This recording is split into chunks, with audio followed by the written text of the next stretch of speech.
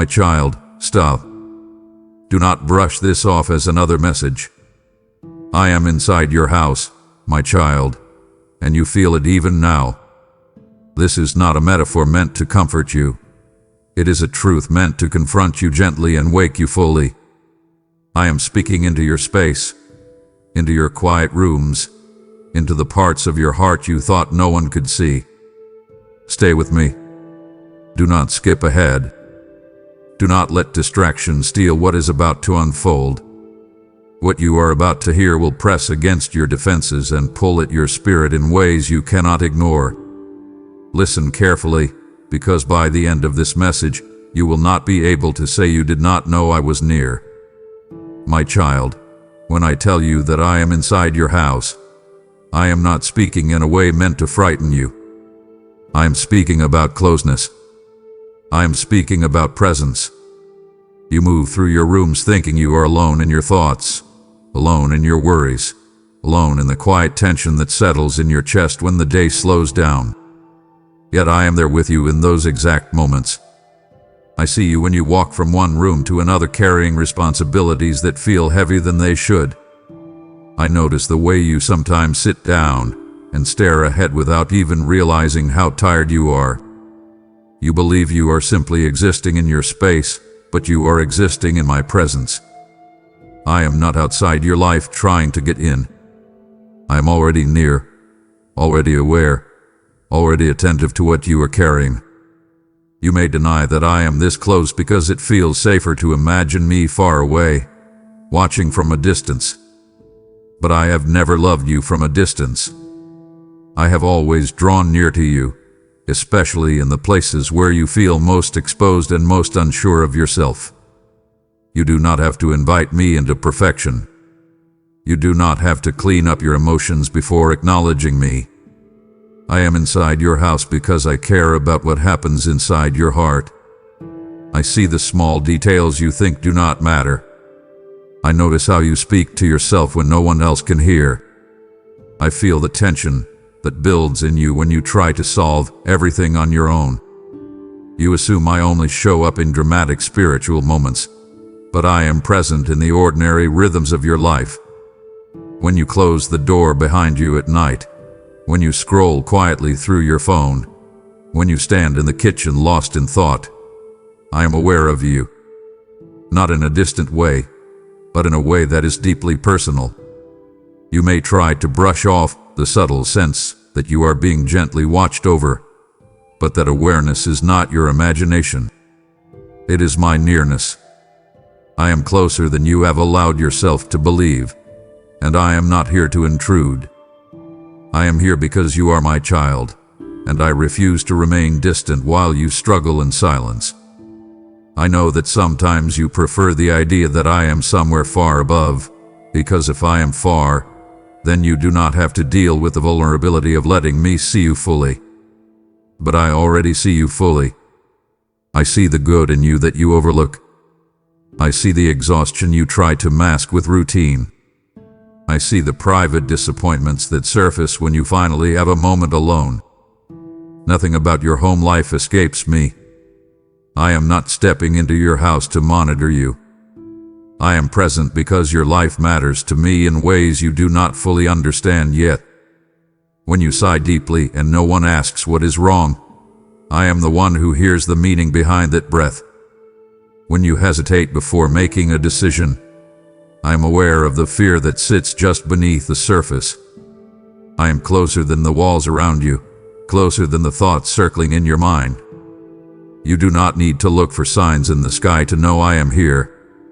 Your very awareness of this conversation is evidence of my nearness, and I want you to sit with it for a moment. Let it settle. You are not navigating your life alone inside those familiar rooms.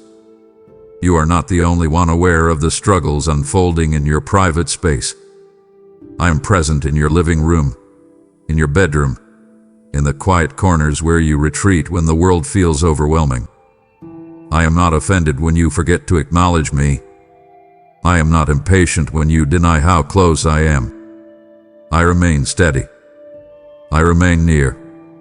Your home is not just a structure of walls and furniture to me.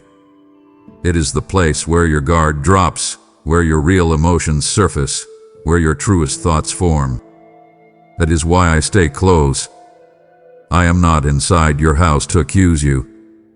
I am here because you are deeply loved, and I refuse to love you from a distance.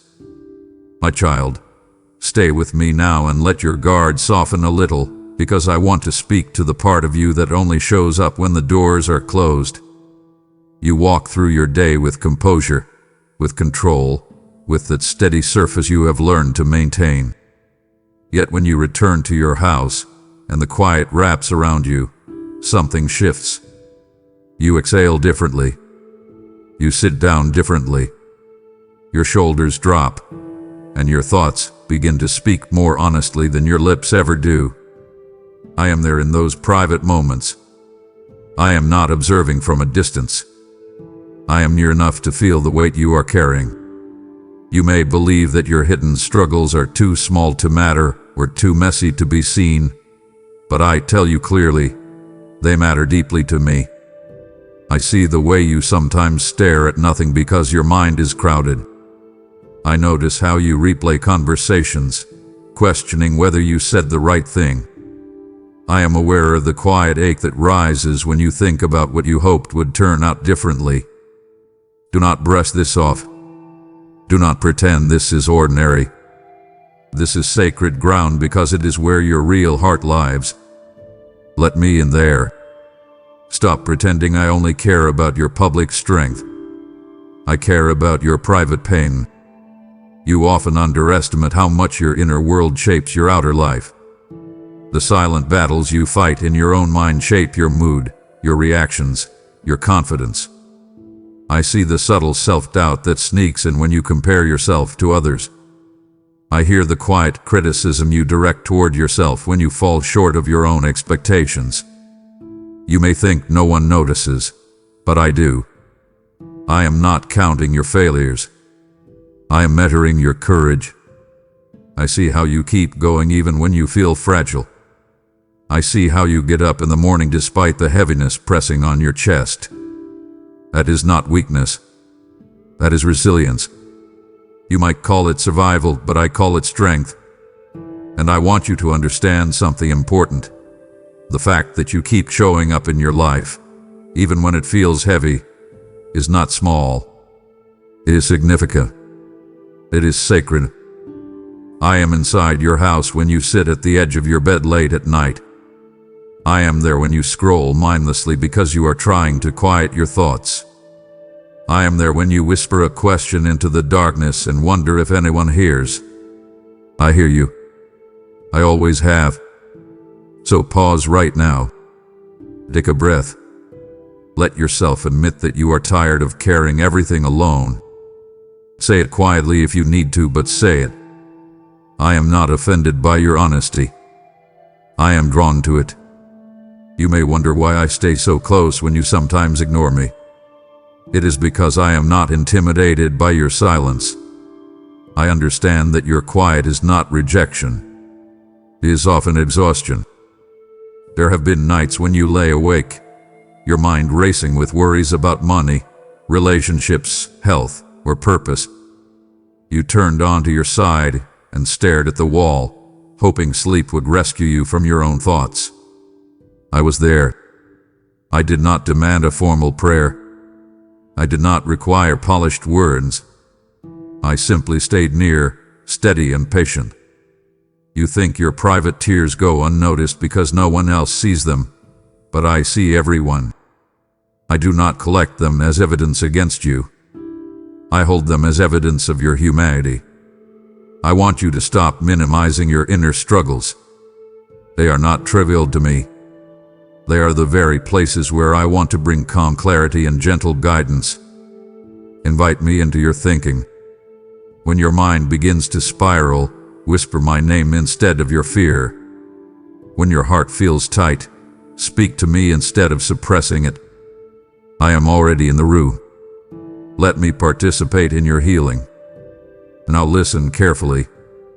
Your private moments are not places of shame. They are places of transformation. What happens inside you when no one is watching shapes who you are becoming. I see the growth you overlook. I see how you pause before reacting more often than you used to. I see how you choose restraint when anger tries to take over. Those are quiet victories. You rarely celebrate them, but I do. And I want you to begin noticing them too.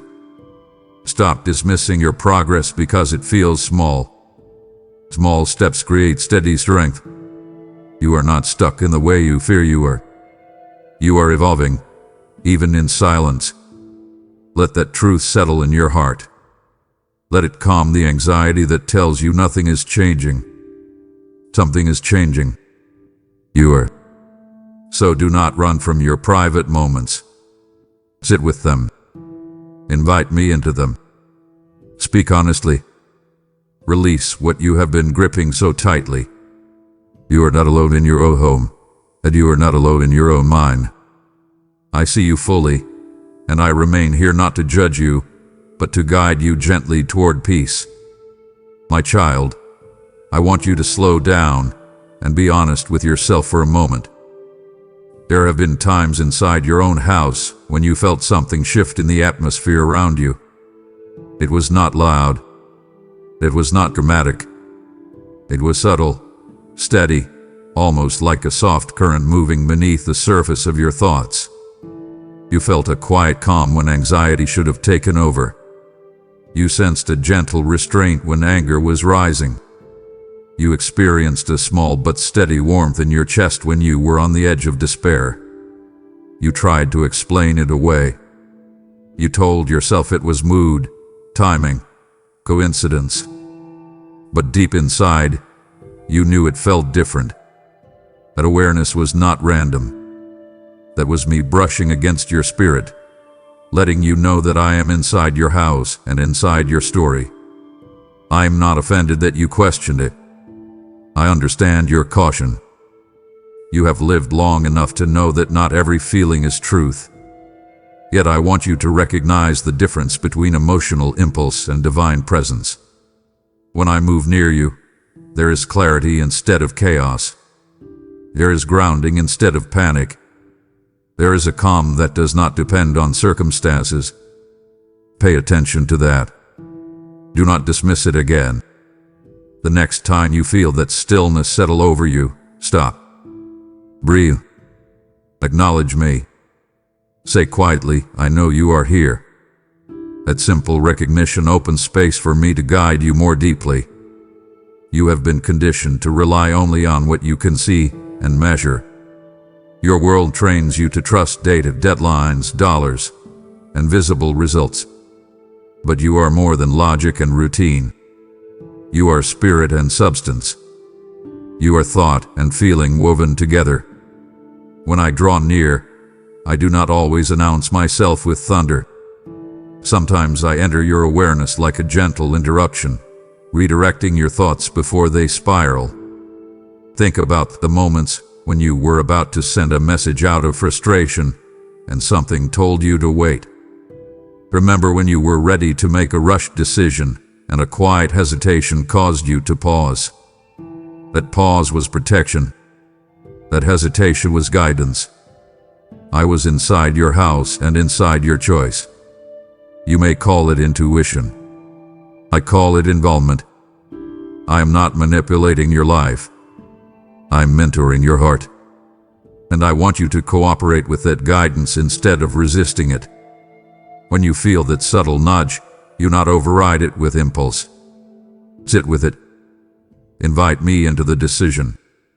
Ask me directly, what are you teaching me right now? I am not distant from your daily details. I'm engaged in them. There are also moments when conviction touches you, and you become uncomfortable. You sense that something in your life is misaligned. You feel a quiet unrest when you ignore what you know is right. That discomfort is not condemnation. It is correction wrapped in care. I do not shame you. I shape you. When I bring something to your attention, it is because I want you to experience freedom instead of friction. You may feel tension when you act against your values. You may feel internal conflict when you compromise your integrity. That hesitation is not punishment. It is love refusing to let you drift too far from who you are meant to be. I am inside your house not only to comfort you but to refine you. Your oath does not always feel soft. Sometimes it feels like friction before clarity. Allow that process. Do not harden your heart when you feel exposed. Instead, respond with humility. Say, teach me. Say, guide me. That openness accelerates your transformation. I am not trying to control you. I am trying to cultivate you. And I want you to notice something else. When you deny my presence, it often correlates with moments when you feel overwhelmed or ashamed. You distance yourself because you fear disappointment. You withdraw because you assume I am disappointed in you. But listen carefully. I am not inside your house keeping score. I am inside your house building strength in you. When you feel that flicker of hope in a dark moment, that is not weakness. That is my whisper cutting through your fear. When you sense the urge to try again after failure, that resilience is not self-generated alone. It is reinforced by my nearness. I want you to begin recognizing my fingerprints on your progress. Reflect on the fact that you are still standing despite seasons that should have crushed you. Consider the quiet courage you displayed when no one applauded you. You did not produce that strength in isolation. I was there, reinforcing your resolve. So stop denying what you have already felt. Accept that I am closer than you thought. Let that awareness settle into your daily rhythm. Acknowledge me in the small decisions. Consult me in the quiet spaces. You do not have to make a dramatic declaration. Just begin with recognition. That recognition shifts everything. Now let me speak gently but clearly about something important. I am inside your house because you have, at some point, opened the door of your heart to me. Even if that invitation felt small or uncertain, it mattered. I do not invade your life. I respond to your openness. When you first reached out to me, maybe in desperation, maybe in confusion, maybe in hope, I stepped closer. I do not forget invitations spoken in vulnerability. You may have moved on from that moment, but I did not. I remain faithful to your request for guidance, for presence, for peace. Yet I also respect your freedom. When you close yourself off emotionally, when you harden your heart out of fear, I do not force entry. I wait. I remain near, but I do not overpower your will.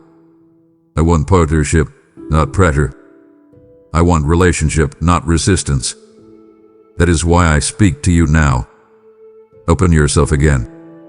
Not with performance, not with polished language, but with honesty. Say, come deeper.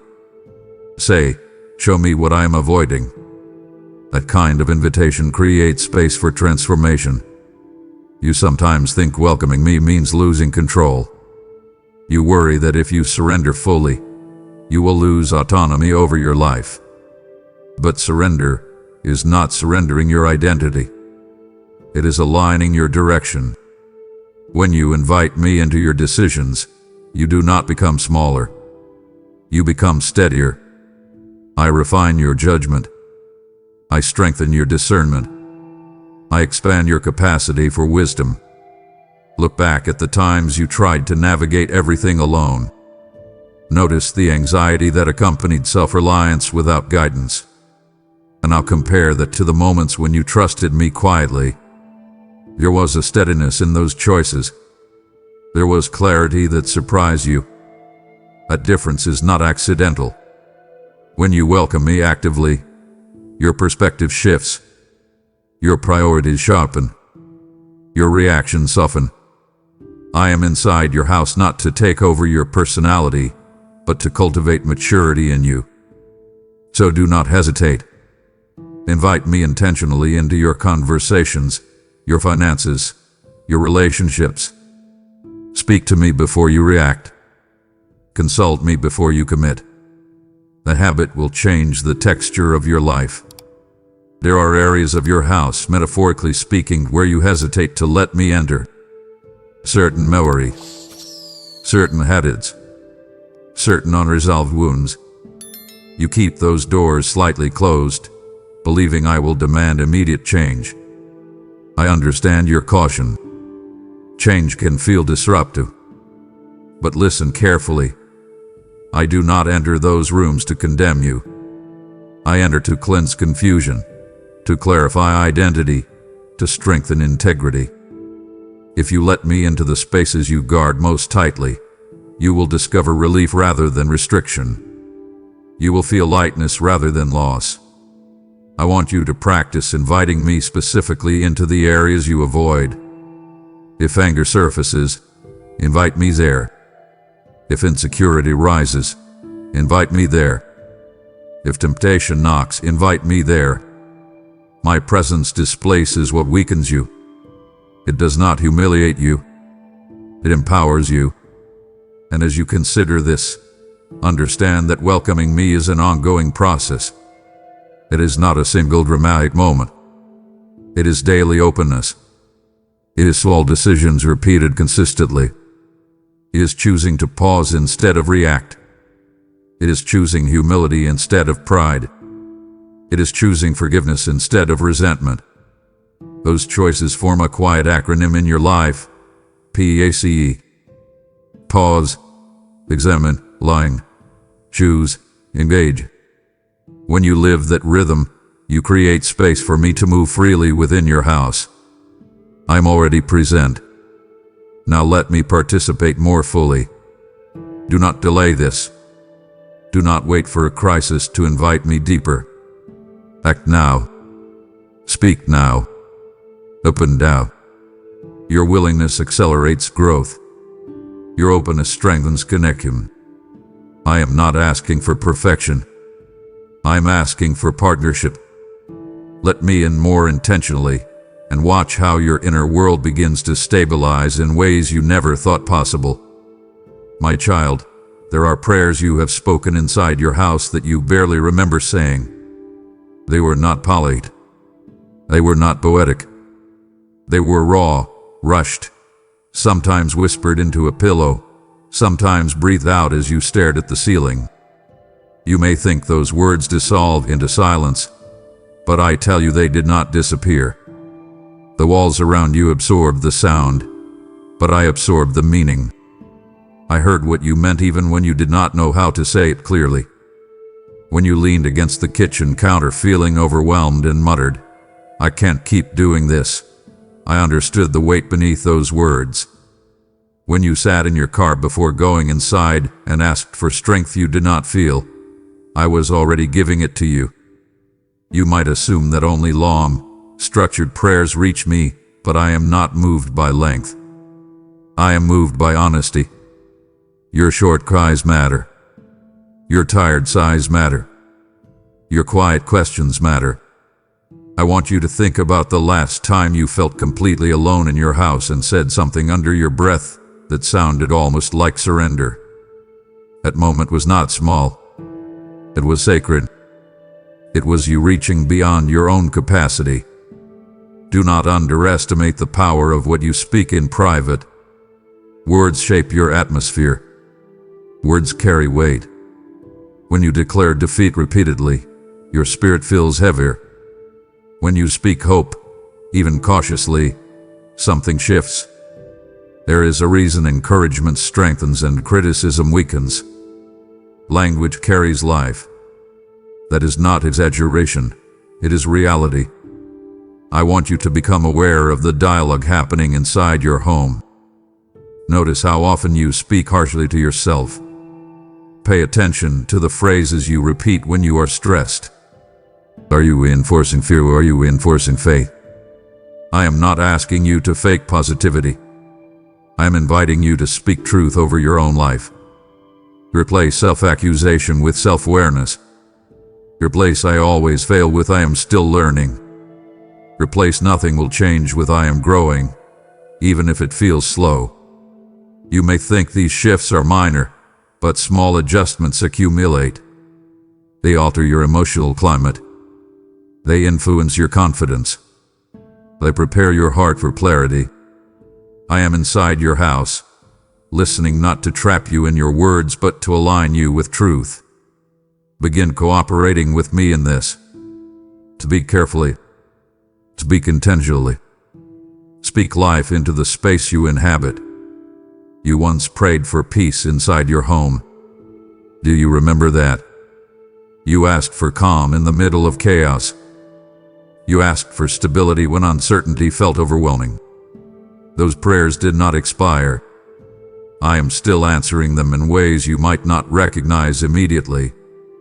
Sometimes the answer comes through patience growing inside you. Sometimes it comes through boundaries you learn to set. Sometimes it comes through courage to confront what you have been avoiding. Answers do not always arrive wrapped in comfort. They sometimes arrive wrapped in growth. Growth can feel uncomfortable before it feels rewarding. I need you to trust that when I respond with wisdom, not impulse. Do not rush the process. Do not demand immediate results. Stay steady. Continue speaking to me honestly. Continue opening your heart. The walls of your house have heard your prayers, and heaven has responded with intention. Now I want you to do something practical. Walk through your home today with awareness. As you move from room to room, remember that I have heard your prayers in each of those spaces. Stand in the place where you felt most burdened and thank me for sustaining you. Sit where you once cried and acknowledge that you are still here. That reflection will strengthen your faith. Gratitude builds resilience. Recognition builds confidence. You are not forgotten. Your prayers are not lost. Your whispered words were never wasted. I am inside your house, and I remember every conversation we have had, even the ones you forgot. My child, there is a quiet fear in you that if I come too close, I will uncover everything flawed about you and highlight it under a harsh light. You sometimes keep emotional distance because you assume exposure leads to embarrassment. Let me correct that gently. I do not approach you to expose you publicly. I approach you to refine you privately. Exposure without compassion wounds. Revelation with love restores. I am not scanning your life to list your mistakes. I am examining your heart to strengthen your character. You already criticize yourself enough. You replay your own errors repeatedly. You do not need me to magnify them. What you need is guidance on how to grow beyond them. And that is what I offer. There are areas of your life you hide even from yourself. Patterns you excuse. Reactions you justify. Habits you minimize. You fear that if I address them, I will demand impossible change overnight. But transformation is not a sudden storm. It is a steady shaping. When I bring something into your awareness, it is because you are strong enough to confront it. I do not reveal weakness to shame you. I reveal it to strengthen you. Think of metal and fire. Heat refines, not to destroy but to purify. You may feel uncomfortable when conviction touches your conscience. That discomfort is not rejection. It is redirection. I am inside your house not to embarrass you but to elevate you. You cannot grow what you refuse to examine. So instead of hiding, open the door willingly. Say, show me what I need to see. That invitation accelerates maturity.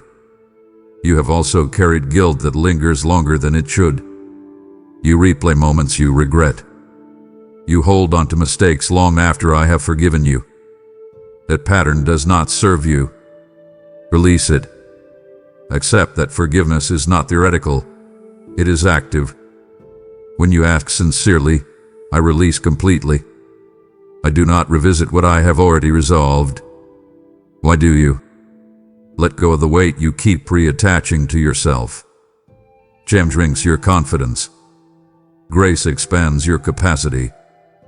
I want you walking through your house with assurance, not anxiety. I want you speaking to yourself with honesty, but without cruelty. Correct what needs correction, yes, but do not condemn yourself in the process. Here is what I ask of you now. Stop running from introspection. Sit quietly and invite me into your self-examination. Ask me to clarify what needs growth and what needs healing. Listen patiently. When insight comes, act on it. Do not delay obedience. Do not rationalize away conviction. Move gently but decisively toward improvement. I am not here to expose you to the world. I am here to build you into the person you are capable of becoming. The process requires honesty, but it also requires trust. Trust my intention. Trust my nearness. Trust that when I step into the hidden areas of your life, I do so with care. You are not under attack. You are under guidance.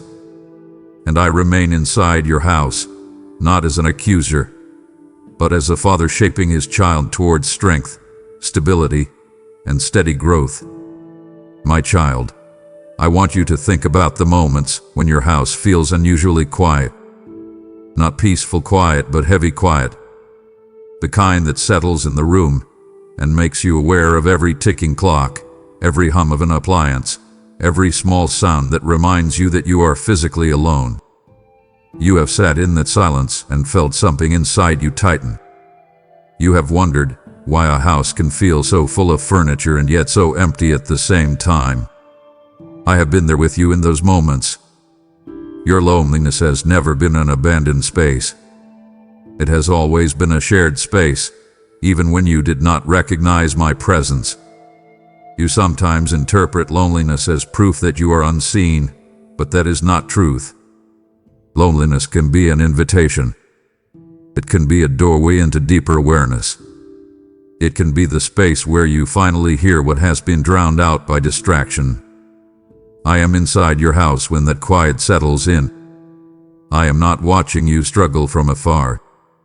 I am near enough to feel the ache that rises in your chest. You have tried to fill that loneliness with noise. You have turned on the television to avoid your own thoughts. You have reached for your phone to scroll past the discomfort. You have distracted yourself with busyness because stillness felt unbearable. I understand why you did that. Silence can expose emotions you have postponed dealing with. Yet I want you to consider something carefully.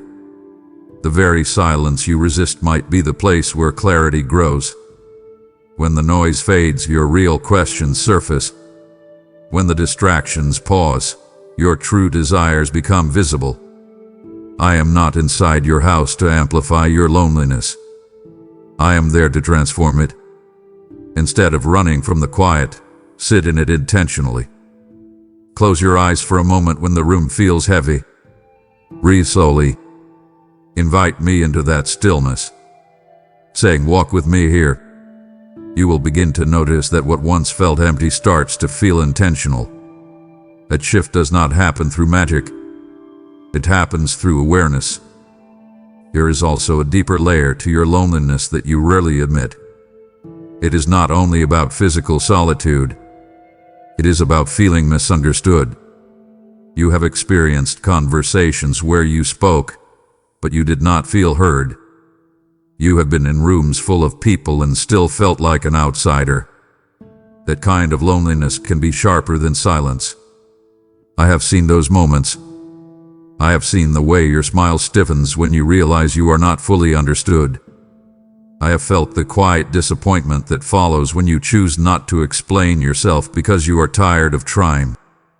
Let me tell you something important. Your value does not decrease because someone else fails to see you clearly. Your identity does not shrink because others misinterpret you. I know you completely. I understand your motives, your fears, your hopes. You do not need universal approval to be secure. Let that settle into your thinking. Release the pressure to be understood by everyone. Seek alignment with truth instead of validation from crowds. Now I want you to act differently the next time loneliness visits your house. Do not label it as failure. Do not assume it is proof that something is wrong with you. Pause and examine it. Ask yourself what it is revealing. Sometimes loneliness highlights a need for connection. Sometimes it reveals exhaustion. Sometimes it exposes unresolved grief. Allow yourself to explore those layers. Invite me into that exploration. I am not intimidated by your vulnerability. I am drawn to it. When you stop fighting the quiet and start listening within it, you will discover that you are not as alone as you thought. Your house may be still, but your life is not empty. Your loneliness is not abandonment. It is often the beginning of deeper awareness and stronger identity. Let me sit with you in those spaces. Let me reshape how you interpret silence. Your house is not empty ground. It is sacred space where growth is quietly unfolding. My child, as I sit with you in the quiet places of your house, understand this. The message you receive here is not meant for you alone. There are others sitting in heavy silence tonight, believing their loneliness is abandonment, and I desire to enter their houses as well. When you give through Super Thanks membership, with the PayPal link in the description, you are sowing light into dark rooms you may never physically see. I have said, cast your bread upon the waters, and it shall return to you. And I speak that living word over you now. Your seed will become a harvest of awakened hearts. This is not a transaction. It is oil poured into lamps so the fire does not go out. If you feel the stirring to help, that stirring is me inviting you to partner in this work. What you release, I will multiply. What you entrust to me, I will protect and increase. Do not ignore this holy prompting. Act now. Support this mission, and let my voice reach every silent house that is waiting for me. My child, there are things inside your house that you walk past quickly. Not physical objects, but internal realities. Conversations you have postponed. Decisions you have delayed. Habits you know need attention. You feel the tension each time you pass by those issues in your mind. You tell yourself you will address them later. You convince yourself that now is not the right time. I see that hesitation clearly. I understand why you avoid what feels uncomfortable. Confrontation requires courage. Change requires effort. Yet avoidance carries a cost. What you postpone often grows heavier. What you ignore rarely disappears. I am inside your house not only to comfort you, but to strengthen you. I want you to stop running from what you already know needs attention. There is a quiet anxiety that builds when you continually avoid difficult matters. It sits in the background of your thoughts. It surfaces unexpectedly. It influences your mood more than you realize. You may blame stress on external circumstances, but some of that tension comes from unresolved internal conflict. I am not pointing this out to criticize you. I am guiding you toward relief. Facing what you avoid is not about proving strength. It is about restoring stability. Think about the relief you felt the last time you finally handled something you had been putting off. The anticipation was worse than the action. That pattern is common. Fear magnifies consequences in your imagination. Reality is often more manageable than your mind predicts. I want you to practice directness with yourself. Identify one issue you have been avoiding. Name it clearly. Do not soften it. Do not disguise it. Once you name it, invite me into it. Ask for clarity. Ask for courage. Then take one practical step forward. Progress does not require dramatic leaps. It requires steady movement. You may also be avoiding emotional pain that you never fully processed. Perhaps there is disappointment you buried because you felt you had no time to grieve. Perhaps there is anger you suppressed because expressing it felt unsafe. Unprocessed emotions do not dissolve quietly. They resurface in unexpected ways. I see those undercurrents in you. I feel the subtle shifts in your behavior when something triggers an old wound. I am not accusing you. I am offering you freedom. When you allow yourself to acknowledge pain honestly, you weaken its control over you. Sit with what you have avoided. Journal it. Speak it out loud in prayer. Allow tears if they come. That release is not weakness. It is cleansing. Avoidance delays healing. Confrontation initiates it. Listen carefully now. You are capable of facing more than you think. The same resilience that carried you through previous storms can carry you through this. I am not asking you to confront everything at once. I am inviting you to stop pretending that avoidance equals peace. It does not. It creates quiet pressure. You deserve clarity. You deserve relief. You deserve growth.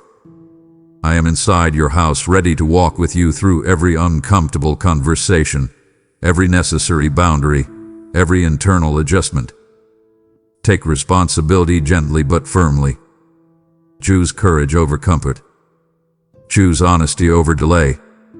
The sooner you step toward what you fear, the sooner you experience the freedom waiting on the other side. Let me guide you through it.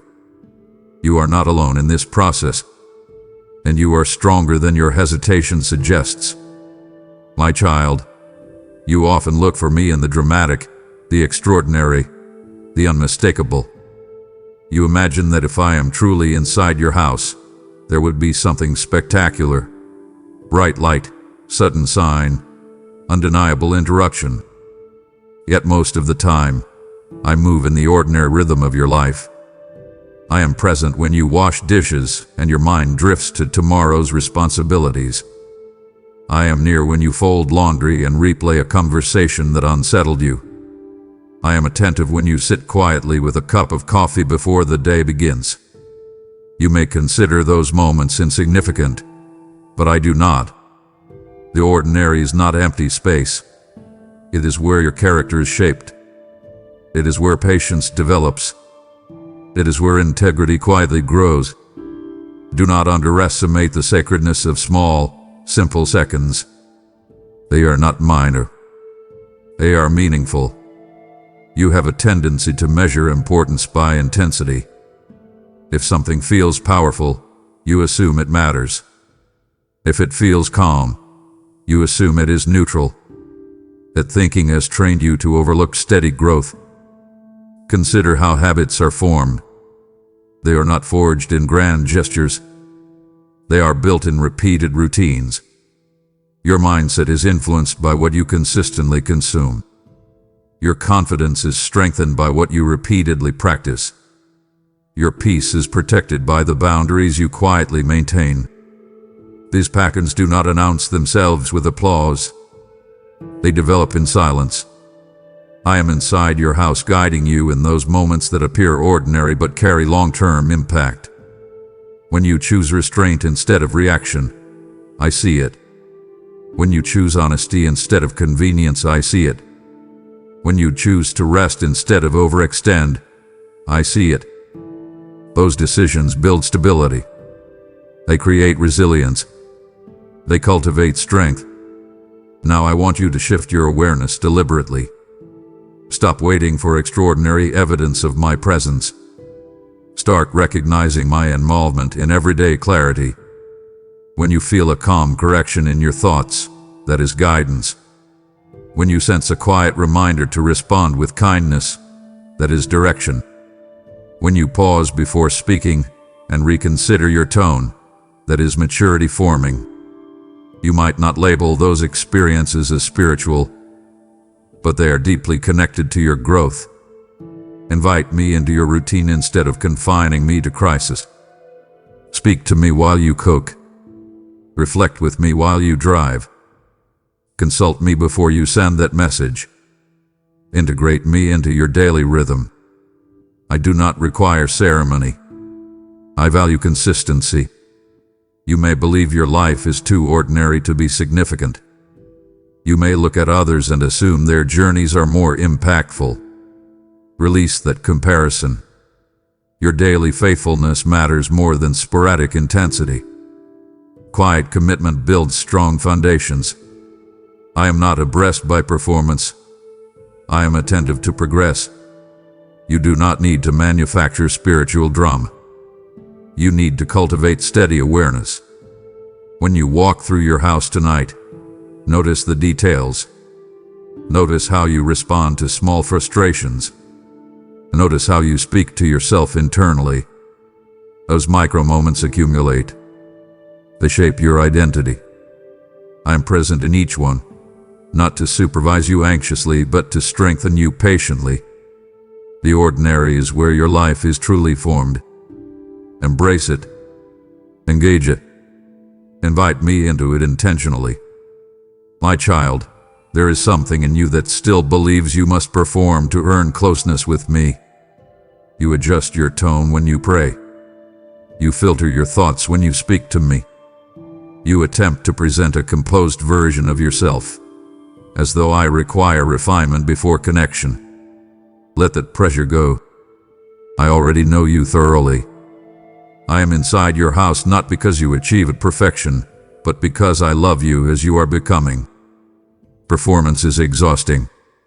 It demands constant maintenance. Authenticity is freeing. It allows you to breathe. I do not measure you by polished moments. I value honesty more than appearance. You have spent much of your life adapting to expectations. At work, you maintain professionalism. In social circles, you maintain likability. In family settings, you maintain harmony. A habit has shaped how you relate to me. You sometimes assume I expect the same curated version. But I am not another audience evaluating your behavior. I am your father guiding your growth. I am not grading you. I am mentoring you. When you approach me with pretense, you deprive yourself of deeper healing. When you approach me honestly, you accelerate maturity. Speak plainly. Admit confusion. Admit frustration. Admit fear. I am not unsettled by your transparency. I am strengthened in our connection through it. You also carry the belief that if you were more disciplined, more consistent, more spiritually focused, I would draw closer. Understand this clearly. My nearness is not a reward system.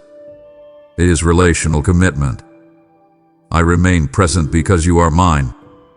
Growth matters, yes. Discipline matters, yes. But my love does not fluctuate with your daily performance. When you fail, I guide correction. When you succeed, I cultivate humility. In both scenarios, I remain near. That steadiness is intentional. It is meant to build security in you. When you feel secure, you grow more confidently. When you feel accepted, you take healthy risks. Here is what I ask of you now. Stop striving to oppress me. Start seeking to understand me. Replace performance with partnership. When you pray, do not edit your thoughts excessively. When you reflect, do not exaggerate your flaws. Approach me as you are in this moment, not as you think you should be. That authenticity creates alignment. It reduces internal tension. It strengthens trust. I am inside your house not as a critic scanning for mistakes, but as a father shaping resilience and character. You are not on stage with me. You are in relationship with me. Let that truth settle deeply. Release the need to perform. Choose honesty. Choose openness. Choose growth without pressure. My child, I want you to sit still for a moment and feel the weight you have grown used to carrying. You have become so accustomed to it that you hardly notice how heavy it is anymore. It rests on your shoulders when you wake up. It follows you into your decisions. It lingers in the back of your mind while you try to focus on something else. You carry responsibility for your work, for your family, for your future, for your finances, for your image. You carry expectations, some spoken, some assumed, many self-imposed. And because you are strong, because you are dependable, because you are determined, you keep lifting it all without asking for help. I see that strength in you. I respect it. But I also see the strain beneath it. I see how your jaw tightens when you are thinking. I see how your body holds tension even when you are sitting down. I see how you sigh without realizing it. That sigh is not random. It is the sound of accumulated pressure. And I am inside your house, aware of every silent strain you refuse to name. You tell yourself that if you just manage everything well enough, if you stay organized, disciplined, composed, then you will finally feel in control. Yet control is a fragile comfort. It demands constant vigilance. It whispers that one mistake could unravel everything. That mindset keeps you alert, but it also keeps you anxious. I do not want you living in quiet panic. I want you walking in steady peace.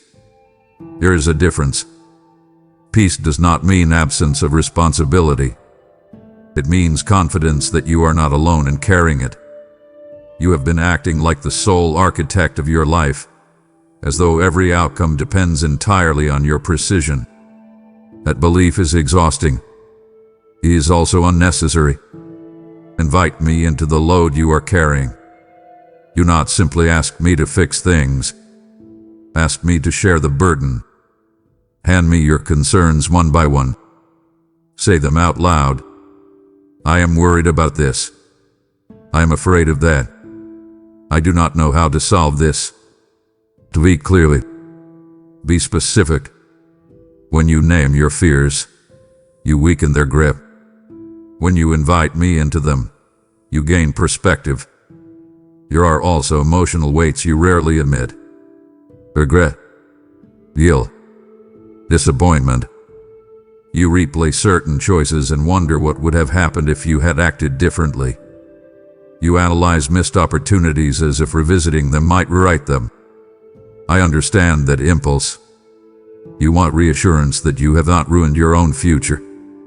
But hear me carefully. Your past decisions do not hold more authority than my ability to redirect your path. Growth often emerges from missteps. Wisdom often develops through experience. I do not minimize your mistakes, but I also do not define you by them. Release the need to mentally relive what cannot be altered. Instead, focus on what can be shaped now. Act today with integrity. Make your next decision thoughtfully. That is how redemption unfolds, not through regret, but through responsible action moving forward. Now I want you to do something practical and intentional. Physically unclench your hands. Loosen your shoulders.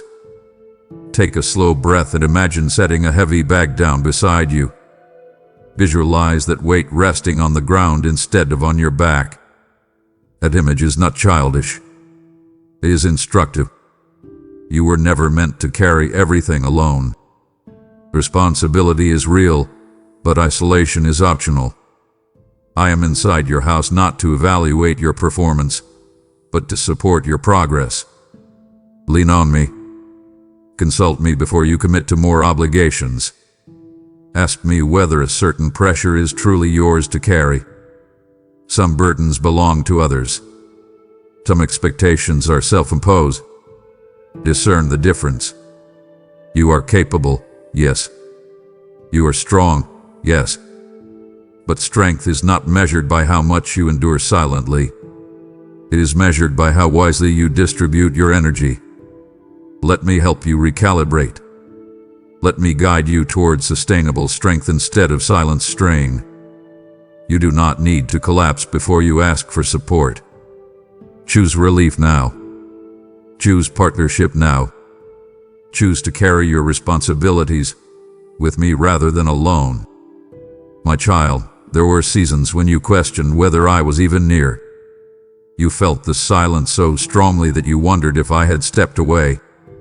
You prayed and heard nothing obvious in return. You searched for reassurance and found ambiguity instead. Those were not small doubts. They were heavy ones. They unsettled your confidence. They made you second-guess your faith. You did not speak about those doubts openly, but they lingered inside you. I was present in those moments. I was not offended by your questions. I was not threatened by your uncertainty. Doubt does not repel me. It reveals where you are seeking clarity. You feared that questioning meant weakness. In truth, it meant you cared enough to wrestle with belief rather than abandon it casually. You have lived long enough to know that life is not simple. You have seen outcomes that did not make sense. You have experienced prayers that seemed unanswered. You have observed injustice that felt unresolved. Those experiences naturally stirred questions in you. Instead of pretending certainty, you wrestled internally. I saw that struggle. I respected it. There is a difference between rejection and wrestling. Rejection turns away permanently. Wrestling seeks understanding. You did not walk away completely. You remained curious. That curiosity kept the door open. Even when you felt distant, you did not sever connection entirely. That matters more than you realize. Consider the times when doubt forced you to think more deeply about your beliefs. You examined what you truly value. You reconsidered why you trust what you trust. That process strengthened your foundation. Faith that has never been questioned can remain shallow. Faith that has been examined can become resilient. I was shaping you through those seasons of uncertainty. I was not punishing you with silence. I was developing depth in you. When you did not receive immediate answers, you learned patience. When you faced ambiguity, you learned humility. Those qualities are not weaknesses. They are stabilizers. Now I want you to approach your doubt differently. Do not treat it as an enemy to suppress. Bring it into conversation. When questions arise, voice them respectfully. Seek wisdom. Study. Reflect. Pray honestly. Invite me into the tension instead of hiding it. Doubt handled with humility becomes insight. Doubt fueled by pride becomes distance. Choose the former. You do not need to fear your questions. You need to steward them wisely.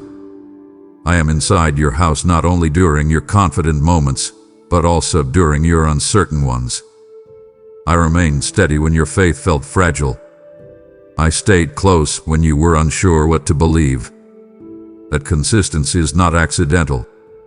It is covenantal. I do not abandon you when your confidence fluctuates. I walk with you through it. Take a moment and remember a specific time when you felt spiritually confused. Notice that you are still here. Notice that your life did not collapse because you had questions. Notice that you continued growing, even through uncertainty. That is evidence of my presence. Your doubt did not disqualify you. It refined you. Going forward, do not panic when questions surface. Instead, pause. Reflect. Invite me into the inquiry. Growth often hides inside the tension of unanswered questions. I am not threatened by your search for understanding. I am guiding it. Trust that process. Trust my steadiness.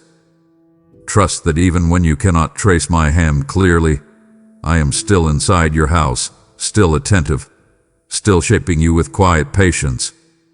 My child, there have been moments when you assumed nothing was happening because nothing dramatic was visible. You looked at your life and measured progress by outward change, by open doors, by sudden shifts. When those did not appear, you concluded that I was inactive. Yet much of what I do in your life unfolds quietly, beneath the surface, in ways that do not announce themselves with noise. Think about how roots grow. They do not burst through the ground overnight. They strengthen underground first. Stability is formed before visibility. I have been working in you like that. While you were waiting for something spectacular, I was strengthening your discernment. While you were hoping for immediate answers, I was refining your patience. While you were scanning for signs in the sky, I was reshaping your thinking in subtle, steady ways. You often overlooked quiet protection. There were conversations that could have escalated but did not. There were opportunities that looked appealing but quietly dissolved before you committed to them. There were plans you made that did not unfold the way you expected, and at the time you felt disappointed. Later, you realized that those interruptions spared you from unnecessary strain. You may call those coincidences. I call them careful corrections. I adjust paths gently. I redirect circumstances subtly. I influence outcomes in ways that preserve your growth rather than merely satisfy your impatience. You might not see my fingerprints clearly in every situation, but that does not mean they are absent. They are simply woven into the fabric of your life rather than stamped across the surface. Let me ask you something directly. Have you noticed how your reactions have shifted over time? Situations that once overwhelmed you now feel manageable. Criticism that once wounded you deeply now feels instructive instead of devastating. Delays that once provoked frustration now evoke reflection. That transformation did not happen accidentally. It developed through quiet mentorship. I was present in your reflections. I was guiding your internal dialogue. I was softening sharp edges without humiliating you. Growth that lasts rarely comes from sudden bursts. It comes from consistent shaping. You have been shaped steadily. That shaping may not feel dramatic, but it is durable. I want you to become more attentive to subtle shifts. Stop assuming that only visible breakthroughs count as progress. Pay attention to how your thinking evolves. Notice how your priorities clarify. Recognize how your confidence stabilizes. These are signs of internal strengthening. They matter more than quick success. Invite me into your awareness of those changes. Thank me for them. Gratitude sharpens perception. It trains your mind to see involvement instead of absence. I am inside your house working in the quiet layers of your character. Just the quiet work. It is not rushed. It is not reckless. It is intentional. Stay patient. Stay attentive. Stay open. What feels subtle now will prove significant later. My child, when I speak about being inside your house, I am not referring only to walls and windows. Your house represents your inner world. It holds your memories, your regrets, your ambitions, your fears. Every room symbolizes a part of you. Some rooms feel welcoming. Others feel cluttered.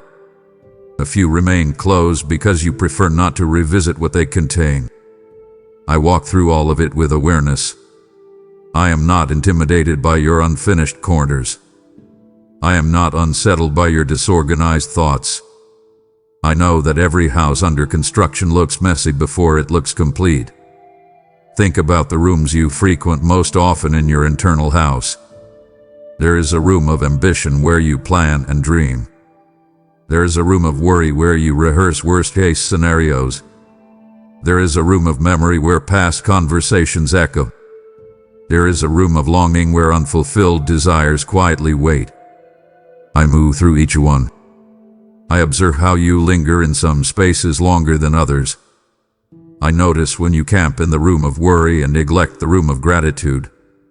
I see when you revisit painful memories repeatedly and reinforce old emotions. I am not criticizing you. I am guiding you toward healthier patterns. You have the ability to choose where you dwell internally. That joy shapes your emotional climate. I want you to start managing your internal house intentionally. If a room feels toxic, clean it. If a thought pattern feels destructive, confront it. If a memory feels unresolved, process it instead of replaying it endlessly. Do not let clutter accumulate unchecked. Emotional neglect compounds over time. Responsibility includes mental stewardship. Invite me into that stewardship. Ask me to help you reorganize your priorities. Ask me to help you clear resentment. Ask me to help you strengthen discipline. This is not about perfection. It is about progress. A house that is cared for consistently remains stable. Now consider this carefully. Your house is also a place of influence. The atmosphere you cultivate within yourself affects how you treat others. If you nurture bitterness internally, it leaks externally. If you cultivate patience internally, it radiates outward. You are not isolated from your environment. You shape it. I am inside your house because I want your internal environment to reflect steadiness and clarity. That does not mean you will never feel stress. It means you will learn to manage it constructively. Take ownership of your inner space. Guard it wisely. Invite me to walk with you through every room. Do not hide areas from me. Transparency accelerates transformation. Walk through your internal house tonight with intention. Identify one room that needs attention. Address it. Act on it. Do not postpone that process. You are capable of cultivating a healthy internal environment. I am present to guide you in that cultivation. Your house is not merely a structure you inhabit. It is a reflection of the person you are becoming. Shape it thoughtfully. Maintain it diligently. And trust that I remain inside it with you, strengthening what needs strengthening and steadying what feels unstable. My child, as you begin to steward your internal house with intention, remember that this message is building houses far beyond your own. Every time you support through Super Thanks, become a member, or give through the PayPal link in the description, you lay spiritual bricks in places where foundations are cracked and unstable. I am the Lord who said, "Unless I build the house, the laborers build in vain," and I am building through willing hands like yours. Your generosity becomes timber, oil, and fire, strengthening walls, restoring hope, illuminating minds. This is a divine construction season, and I am inviting you to participate in it. Do not see your giving as small. I breathe upon it, and it becomes shelter for many souls. As you tend your internal rooms, help me restore others who do not yet know how. Step into this moment with urgency, support the mission now, and watch how I fortify your own house with peace, protection, and provision. My child, I want to talk to you about something you rarely admit out loud. There is a part of you that resists me, not because you do not love me, but because you are afraid of what surrender might change. You have built routines that feel safe. You have constructed patterns that give you a sense of control. Even if those patterns are not perfect, they are predictable. Predictability feels secure. When I move close and begin nudging you toward growth, you sometimes stiffen. You sense that if you let me lead fully, certain habits will have to shift, certain relationships may need redefining, certain comforts may loosen their grip. That awareness creates tension inside you. I see that tension clearly. I do not interpret it as rebellion. I interpret it as fear. You are not trying to push me away maliciously. You are trying to protect yourself from uncertainty. You value stability. You value knowing what tomorrow might look like. That is understandable. Yet growth rarely unfolds inside rigid safety. It requires flexibility. It requires trust. When I call you to deeper alignment, I am not dismantling your life recklessly. I am refining it carefully. You imagine that surrender means loss. In truth, surrender means alignment. Alignment does not strip you of identity. It strengthens it. When you resist me, you often tell yourself that you are simply being cautious. But sometimes caution is camouflage for comfort. Comfort is not evil, but it can become limiting. You deserve expansion. You deserve maturity. You deserve the clarity that comes from obedience rather than hesitation. Let me be direct with you. There are decisions you already know you need to make. There are conversations you know you need to have. There are boundaries you know you need to establish. You feel that inner pull, and you immediately calculate the discomfort it might cause. That calculation leads you to delay. Delay creates internal friction. That friction grows into quiet frustration. You then wonder why peace feels distant. Peace is not absent because I am far. It is distant because resistance blocks flow. When you hold back, you create tension between what you know and what you do. Release the tension. Choose alignment. Take the step you have been postponing. Do not overanalyze it into paralysis. Act with courage. I am not asking you to leap blindly. I am asking you to move steadily.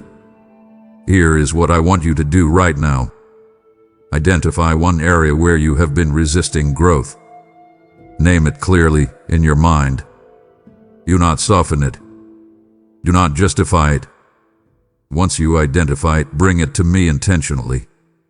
Say, I am afraid of this. Honesty dismantles denial. Fear shrinks when exposed. Resistance weakens when acknowledged. I am inside your house not to force compliance, but to invite partnership. Trust me enough to step forward. You are not surrendering to uncertainty.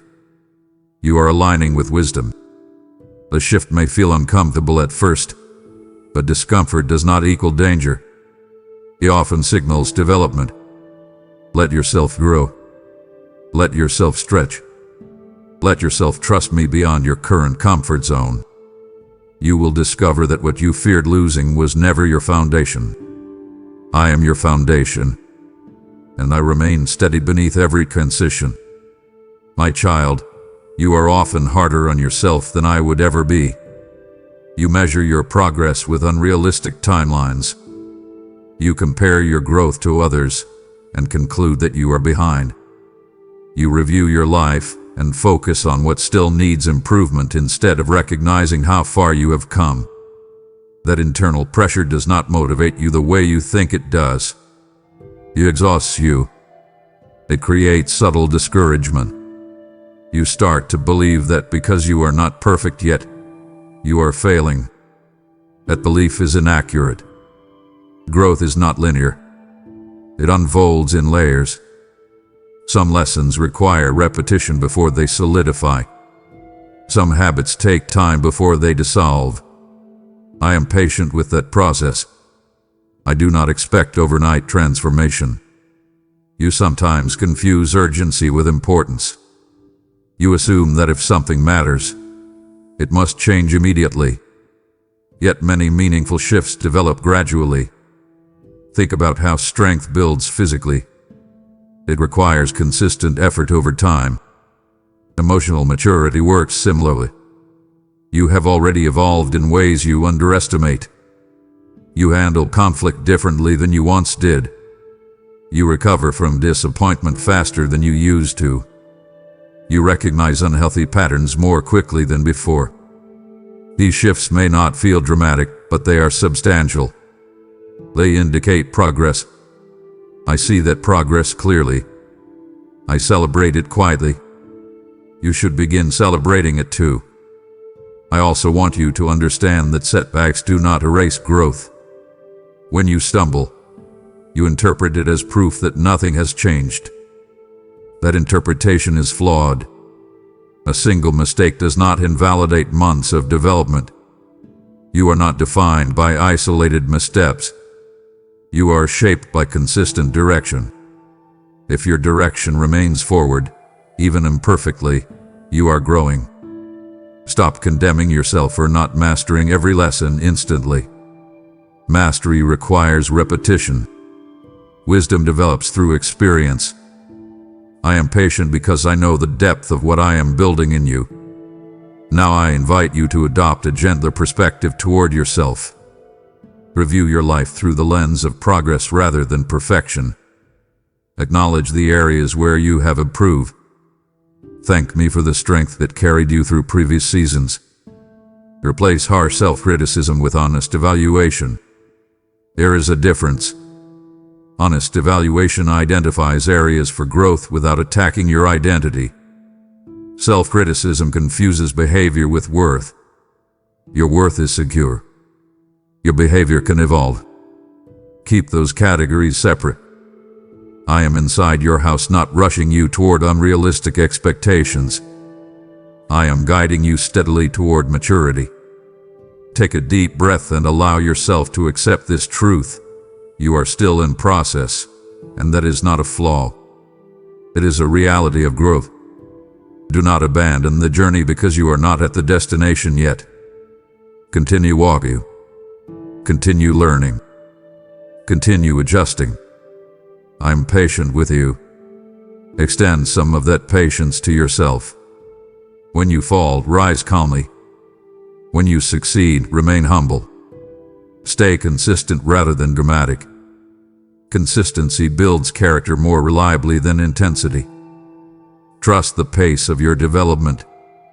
Trust my steadiness. Trust that even when you feel slow, you are still moving forward under my guidance. My child, there are times when you think you have successfully hidden parts of yourself from me. You close certain emotional doors. You redirect your thoughts when conviction rises. You distract yourself quickly when uncomfortable truth surfaces. You assume that if you do not look directly at something, neither will I. But you cannot hide from me in the way you hide from others. I do not say that to frighten you. I say it to free you. Hiding requires effort. It drains energy. It keeps you guarded even when you long to relax. You monitor your own reactions. You filter your own thoughts. You attempt to keep certain insecurities locked away. I already see what you are trying to conceal. I see it clearly, calmly, compassionately. I am not shocked by your struggles. I am not disappointed by your humanity. I am present with full awareness and full understanding. You learned to hide long before you realized it. You hid pain to avoid burdening others. You hid weakness to avoid criticism. You hid fear to maintain an image of competence. That pattern became instinct. It followed you into your relationship with me. You sometimes approach me carefully, as though I might withdraw if I see too much. Listen carefully now. I am not a fragile observer. I am a steady father. When you hide from me, you are not protecting yourself from rejection. You are delaying relief. Transparency accelerates healing. Concealment prolongs tension. The part of you that feels ashamed needs exposure to grace, not isolation in secrecy. Think about how you feel when you finally admit something you have been carrying alone. There is a release. There is a subtle sense of lightness. That is not accidental. Confession clears clutter. Honesty reduces inner pressure. When you bring your real thoughts to me, your envy, your frustration, your insecurity, you create space for correction and comfort. When you suppress them, they grow quietly and distort your perception. I am inside your house, already aware of every hidden corner. Instead of maintaining the effort of concealment, choose openness. Speak plainly. Say what you are tempted to avoid. Do not dramatize it. Do not soften it. Simply acknowledge it. You might fear that full transparency will trigger discipline. Understand this. Discipline is not destruction. It is direction. When I correct you, it is to realign you, not to reject you. When I expose an unhealthy pattern, It is to strengthen your character, not to embarrass you. You cannot heal what you refuse to reveal. You cannot correct what you refuse to confront. So stop hiding. Stop rehearsing explanations before you approach me. Come as you are in this moment. I am not evaluating your worth. I am cultivating your growth. The energy you spend on concealment could be redirected toward transformation. Right now, I want you to practice this. Identify something you have been avoiding bringing to me, an attitude, a temptation, a regret. Name it. Do not whisper it vaguely. State it clearly. That clarity removes its exaggerated power. When you expose it to truth, it shrinks. When you bring it into my presence, it loses its grip. You are not hiding from me. You are only postponing peace. Choose peace. Choose openness. Choose alignment. I remain inside your house not as an inspector searching for flaws, but as a father inviting authenticity. Let me see you fully. I already do. Now let yourself be seen without fear. My child, I am not always calling you to action. Sometimes I am inviting you to stillness. You live in a world that values productivity, movement, measurable outcomes. You have internalized that pace. Even when you are physically resting, your mind continues calculating, planning, analyzing. You struggle to sit without doing something. Yet I want you to understand that presence matters as much as progress.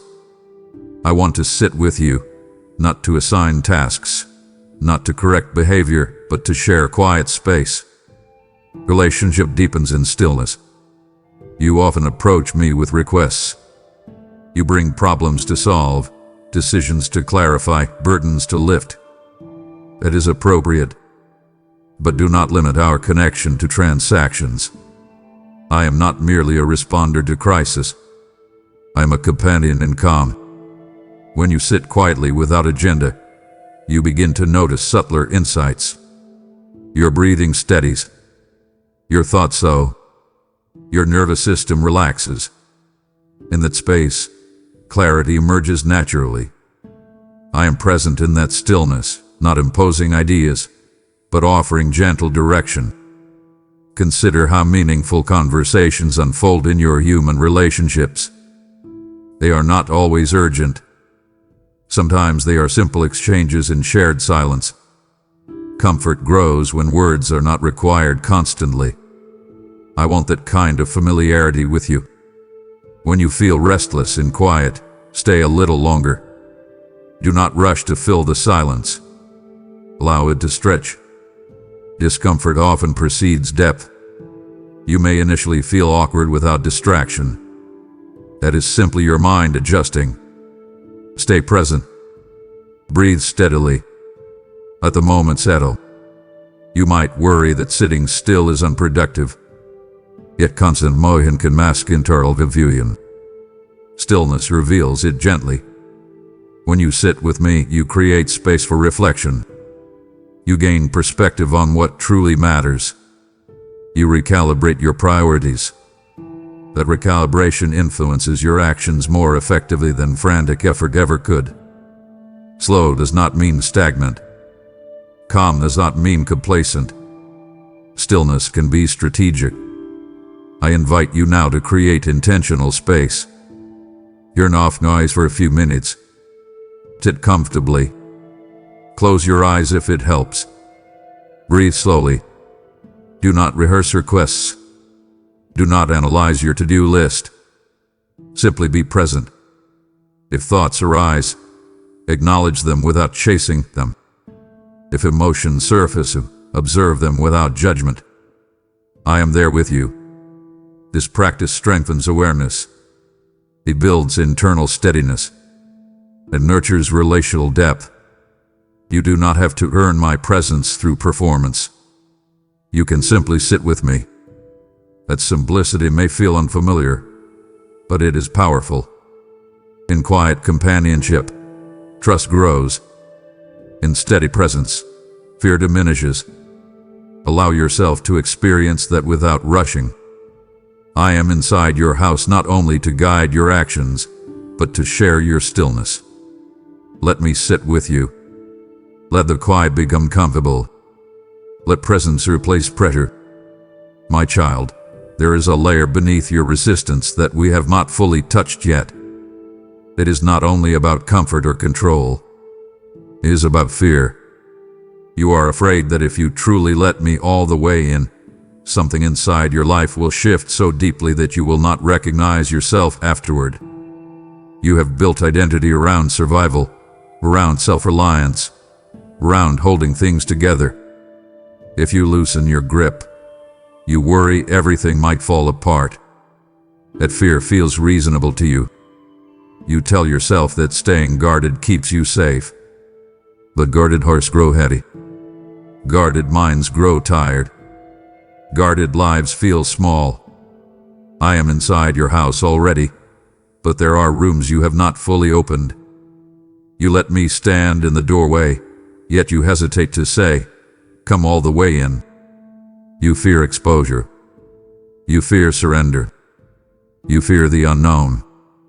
You imagine that if I guide you deeper, I might ask you to release habits that comfort you, to forgive people who hurt you, to change patterns that feel familiar. You are not wrong. Growth often requires adjustment. But listen closely to what you are assuming. You assume that what I ask you to release is more valuable than what I am building in you. That assumption distorts your judgment. You hold tightly to familiar flaws because they feel predictable. You protect certain coping mechanisms because they helped you survive before. Yet survival is not the same as thriving. I am not asking you to surrender your strength. I am inviting you to strengthen your surrender. There is a difference. Strength that resists growth becomes rigidity. Strength that trusts guidance becomes resilience. Let me speak clearly into your fear. I do not enter your life to dismantle you. I enter to stabilize you. I do not move close to reduce your independence. I move close to refine your wisdom. When you open yourself fully to me, you are not stepping into chaos. You are stepping into clarity. The fear you feel is not evidence that surrender is dangerous. It is evidence that transformation feels unfamiliar. Unfamiliar does not equal unsafe. Growth rarely feels comfortable at first. When muscles stretch, there is tension. When minds expand, there is discomfort. But stretching strengthens. Expansion increases capacity. You are capable of more depth than you have allowed yourself to experience. Now I want you to act intentionally. Identify one fear you have about letting me guide you completely. Do not generalize it. Be specific. Are you afraid of losing control? Are you afraid of confronting hidden wounds? Are you afraid of disappointing others by changing? Name it directly. Then bring that fear into conversation with me. Do not hide it behind polite language. Say, "I am afraid of this." You will notice something subtle but powerful when you do. Fear loses some of its exaggerated edge when exposed to truth. Secrecy magnifies it. Transparency reduces it. I am not asking you to eliminate fear instantly. I am asking you to stop letting it dictate your choices. Open the door wider. Let me step beyond the threshold. Trust that my presence stabilizes rather than scatters. You are not surrendering to unpredictability. You are aligning with steady wisdom. Your life will not collapse if you trust me more deeply. It will clarify. It will strengthen. It will expand. Let go of the illusion that control guarantees safety. True safety rests in alignment. I remain inside your house not to overpower you, but to protect you from the subtle erosion that fear creates. Choose courage now. Choose openness now. Let me in without reservation. You will not lose yourself. you will discover a more grounded version of yourself than you imagined possible. My child, I want you to pause and look backward for a moment, not with regret, but with recognition. You are not the same person you were 5 years ago. You are not even the same person you were last year. Yet you rarely give yourself credit for that evolution. You focus on what remains incomplete. You highlight the areas still under construction. You overlook the foundations already strengthened. I have watched you grow quietly. I have seen your thinking mature. I have seen your reactions soften. I have seen your patience extend. You may not feel dramatic transformation, but steady growth is unfolding. There were times when a single criticism would have shaken you for days. Now you reflect, adjust, and move forward with less emotional turbulence. There were seasons when uncertainty paralyzed you. Now you navigate ambiguity with measured calm. These are not small developments. They are significant. Growth does not always announce itself with fireworks. Sometimes it is subtle like sunrise, gradual, gentle, steady. You might wake up and not notice the shift until you realize the light has filled the room. That is how character develops. I have been present in those quiet adjustments. I have reinforced your resilience when you felt fragile. I have strengthened your discernment when you felt confused. I want you to stop minimizing your progress. Speak to yourself with accuracy. Acknowledge where you have improved. Recognize how you now pause before reacting impulsively. Notice how you question unhealthy patterns rather than defending them automatically. These are markers of maturity. They indicate internal alignment. They reveal that you are learning. I am not measuring you by perfection. I am observing your direction. Your direction is forward. Even when you stumble, you correct course faster than before. That matters. Do not compare your timeline to someone else's. Comparison distorts perspective. You only see fragments of other lives. You rarely see their private struggles. Focus on your path. Stay committed to your development. Growth is not competition. It is cultivation. I am cultivating depth in you. Depth produces stability. Stability produces confidence. Confidence produces wise action. This sequence unfolds gradually, not dramatically. Trust the pace. Trust the process. Trust my guidance within it. Now I invite you to do something specific. Write down 3 ways you have grown in the last few years. Be honest and concrete. Do not dismiss them as insignificant. Once you write them, thank me for sustaining you through the process. Gratitude reinforces awareness. Awareness strengthens confidence. You are not stagnant. You are evolving. I have watched you become more self-aware, more measured, more thoughtful. That trajectory is meaningful. Continue walking forward with humility and courage. Do not become complacent, but do not become discouraged either. You are not finished, but you are not where you began. That progress is evidence of guidance at work in your life. I remain inside your house, witnessing every adjustment, every correction, every small victory. I am proud of the growth you sometimes overlook. Keep moving. Keep refining. Keep trusting. There is more depth ahead, and you are prepared for it. My child, there is something inside you that still braces for abandonment. You do not always say it out loud, but you expect things to end. You have lived long enough to see relationships fade, promises weaken, commitments collapse. You have adjusted to the idea that closeness can be temporary. So even when you sense my presence inside your house, a part of you wonders how long it will last. You keep a small emotional distance, just in case. You tell yourself not to lean too heavily, not to trust too deeply, not to depend too fully. I understand why you learned that instinct, but I need you to hear me clearly now. I am not leaving. My presence in your life is not seasonal. It is not mood-based. It is not dependent on your performance or your consistency. I do not step in when you are doing well and step out when you struggle. I remain steady. You sometimes interpret silence as departure. When you do not feel immediate reassurance, you assume I have withdrawn. Yet feelings fluctuate. My commitment does not. There have been days when you felt spiritually energized and days when you felt distant and distracted. In both states, I remain close. Your awareness shifts, my presence does not.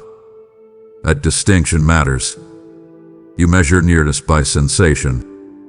I measure it by covenant. Even when you are preoccupied, even when you are frustrated, even when you question me, I am not pacing outside your door waiting for improvement. I am inside your house, attentive and patient. You may not always acknowledge me, but I am not offended by your distraction. I am secure in my commitment to you. There were moments when you nearly gave up on yourself. Times when discouragement felt heavier than hope. In those seasons, you did not collapse completely. You kept functioning. You kept moving. You kept trying. That perseverance was not generated by willpower alone. I was reinforcing you quietly. I was stabilizing your thoughts when they began to spiral. I was preserving your resilience when exhaustion pressed hard against you. You may not have recognized my involvement, but it was there. You are still standing in part because I remained steady when you felt unstable. That is not temporary assistance. That is enduring support. I want you to release the expectation that I might disappear if you fail. Stop bracing for abandonment. Stop rehearsing scenarios where you are left alone. Those mental rehearsals create unnecessary anxiety. Replace them with truth. I remain. I stay. I continue. Let that reality settle into your nervous system. Let it soften your guarded instincts. When you wake up tomorrow, remind yourself that my presence is not fragile. When you make a mistake, remind yourself that my guidance does not evaporate. When you feel uncertain, remind yourself that my steadiness is not shaken by your confusion. Now act on this truth. Lean into me more fully. Speak to me without the underlying fear that I might withdraw. Invite me into long-term decisions with confidence that I will not abandon the process halfway through. Trust that my involvement in your life is durable. You do not need to ration your reliance on me. You do not need to hold back trust as a protective measure. I am not leaving. I am not fading. I am not fluctuating. I am inside your house with commitment that does not expire. Let that security reshape how you move through your days. My child, we have walked through many rooms together in this conversation. You have examined your resistance, your growth, your fear, your hidden quarters. Now we arrive at something simple yet profound. I am inside your house, but I desire more than proximity. I desire openness. There is a difference between my presence being near and your heart being open. You can live in the same space with someone and still remain emotionally distant. I do not want distance between us. I want connection that is intentional. I want you to open the door of your heart deliberately, not casually. Opening your heart does not mean you suddenly become flawless. It means you become receptive. It means you stop filtering your thoughts before bringing them to me. It means you stop delaying obedience when clarity comes. It means you stop protecting areas of your life that need refinement. You already know where you hesitate. You already sense where you hold back. Do not pretend uncertainty where conviction exists. You feel the nudge. You recognize the direction. The door is in your hands. I will not force it open. I respect your will. But I invite you strongly, clearly, personally, open it. You might ask what happens when you open fully. Growth accelerates. Peace deepens. Clarity strengthens. Alignment stabilizes. These are not dramatic promises meant to impress you. They are natural outcomes of openness. When your heart is closed, guidance feels distant. When your heart is open, direction becomes clearer. When you hold back emotionally, connection feels shallow. When you engage honestly, trust expands.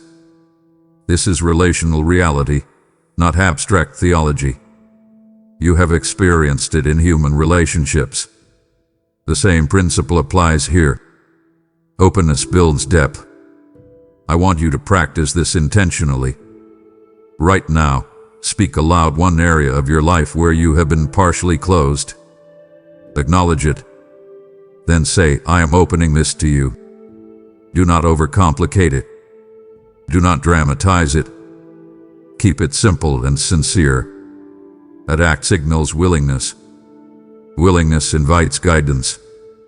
Guidance produces alignment. Alignment generates stability. Stability strengthens confidence. This progression unfolds naturally when openness is genuine. You have spent much of your life managing circumstances. Now I am inviting you to cultivate connection. I am already inside your house. I am already near. But proximity without participation limits growth. Participate with me. Engage with me. Walk consciously with me. Do not compartmentalize your life into spiritual and practical. Integrate them. Let your decisions reflect our connection. Let your reactions reflect our alignment. You are not being pressured into compliance. You are being invited into depth. I stand ready, steady, attentive. The door is before you. Open it wider. Trust that what enters is not chaos, but clarity. Not loss, but strengthening. Not exposure for humiliation, but exposure for healing. I am here, my child. I remain here. Now respond. Open your heart fully. Let us move forward together with nothing guarded and nothing hidden. My child, as you open the door of your heart to me, understand that openness creates overflow. What I pour into you is meant to flow outward like a river, reaching hearts that are still closed, still guarded, still uncertain. When you give through super thanks, stand in membership, or sow through the PayPal link in the description, you are opening doors for countless others to encounter my presence inside their own houses. I have declared, give, and it shall be given unto you, pressed down and running over, and I release that living promise over your obedience today. This is not pressure, it is partnership. If you feel the fire to help spread this word, that fire is my spirit prompting you toward impact. Your seed becomes manna for the weary, oil for the waiting, light for the searching. Do not delay your response. Open your heart through action. Give now, and move forward with me in power and purpose. And once you have opened your heart in that way, remain still for a moment. What flows outward from you also draws you inward, closer to where I am waiting. This is not only about reaching others, it is about recognizing how near I already am to you. When you respond in faith, you become aware of my presence in places you once overlooked. So quiet your thoughts and look again, because the door you opened is not only for others, it is for me to meet you. My child, I am standing right here, outside the very door you locked tonight. You think you are alone in that room, but I have been watching the light under your door for hours. I chose your home, this specific house with its creaking floors and its familiar smells, to be my sanctuary. You look at your walls and see paint and wood, but I see a place I have set apart for us to meet. I am not a distant God living only in the clouds or in gold-plated temples. I am the God who wants to sit on your worn-out sofa. I am the God who knows exactly which drawer in your kitchen sticks and where you hide the bills you are too afraid to open. Listen to the silence of your hallway right now. That isn't just empty space. It is the weight of my presence waiting for you to notice. You often look for me in the spectacular or the miraculous, but I am inviting you to recognize me in the mundane. I am in the steam rising from your coffee and the way the sun hits your rug in the afternoon. Stop running for a moment and breathe. I want you to feel the spiritual weight of the threshold of your home. In my kingdom, a door is never just a door. It is an invitation. Your front porch is the boundary between the chaos of the world and the peace I want to give you. When you cross that threshold, I want you to feel the atmosphere shift. I am commanding you to leave the noise of the office, the pressure of your deadlines, and the voices of people who don't know your worth at the mat outside. Inside these walls, you are my child, and I am your father. I see the hesitation in your heart. You feel a sudden chill or a strange warmth in the room, and you wonder if it is just your imagination. You feel a nudge to turn off the television or put down your phone, and it scares you a little. Do not be afraid of my holy proximity.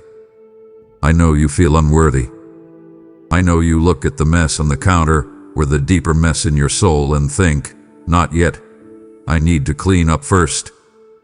But I am telling you, I didn't come for a finished masterpiece. I came for you. You don't need to scrub the floors of your life before you let me in. I am the one who brings the cleaning fire. I am the one who washes the spirit. Open the door of your heart and let me cross from the porch to the parlor. I'm asking for more than a quick prayer before bed. I'm asking to move into every room. I see you standing there, hand on the doorknob of your will, wondering if I will judge what I find inside. I promise you, I already know everything, and I am still knocking. I see the unspoken tension you carry in your shoulders when you walk through your front door after a long day. I hear the heavy sigh you let out when you think no one is listening. I am the one who catches that sigh. I am the one who wants to carry the weight of your house so you don't have to. Invite me in. Command the shadows of fear to leave because the light of the world is standing in your entry. You are not just a tenant in a building. You are a priest in a temple I am building within these walls. Feel the peace that starts to radiate from the floorboards when you simply acknowledge that I am here. This is not a speech. This is a visitation. I am inside your house, my child. Do not deny me the intimacy I have traveled through eternity to have with you. Let us sit together in the quiet. Let us begin the work of turning this house into a home for my glory. My child, walk with me into your kitchen. I want to be present in the most basic, most human parts of your day. You often think that you only meet me in a church pew or while reading a thick book of theology. But I am telling you now, I am the bread of life, and I belong at your dinner table. I see the way you rush through your meals, scrolling through your phone, or worrying about tomorrow's meetings while you eat. I am commanding you to stop. Look at that empty chair across from you. I want you to imagine me sitting there. I am not a ghost or a distant memory. I am a living presence that wants to share in your daily bread. I want you to prepare a place for me amidst the clutter of your salt shakers and your napkins. When you set the table, realize that your kitchen is not just a room for chores. It is becoming an altar of thanksgiving. You feel the pressure of providing, the stress of the rising cost of groceries, and the exhaustion of cooking after a 10-hour workday. I see the weariness in your hands as you chop vegetables or wash the dishes. Use these moments to talk to me. I am inviting you to turn the simple nourishment into a holy communion of grace. You don't need silver plates or a 5-course meal to impress me. I am the one who multiplied the loaves and the fish for the hungry crowds, and I am the one who wants to multiply the peace in your household. Speak to me over your coffee. Tell me about the person who frustrated you at work. Tell me about the dreams you've tucked away because you think they are too expensive or too late. I am the God of the overflow, and I am standing right next to your pantry, ready to fill the empty spaces in your heart. I see the silent prayers you offer when you look at your family sitting around the table. I hear the unspoken fears you have for your children's future or the health of your spouse. I am promising you that when you invite me into your mealtime conversations, the atmosphere of your home will change. Harsh words will lose their power. Bitterness will begin to dissolve like salt in water. I want you to recognize that I am the true source of everything you consume. Every bite is a gift from my hand. When you realize that I am the bread of life in your very own pantry, you will stop hungering for the world's approval. You will find that my presence is the only thing that truly satisfies that deep, gnawing ache inside you.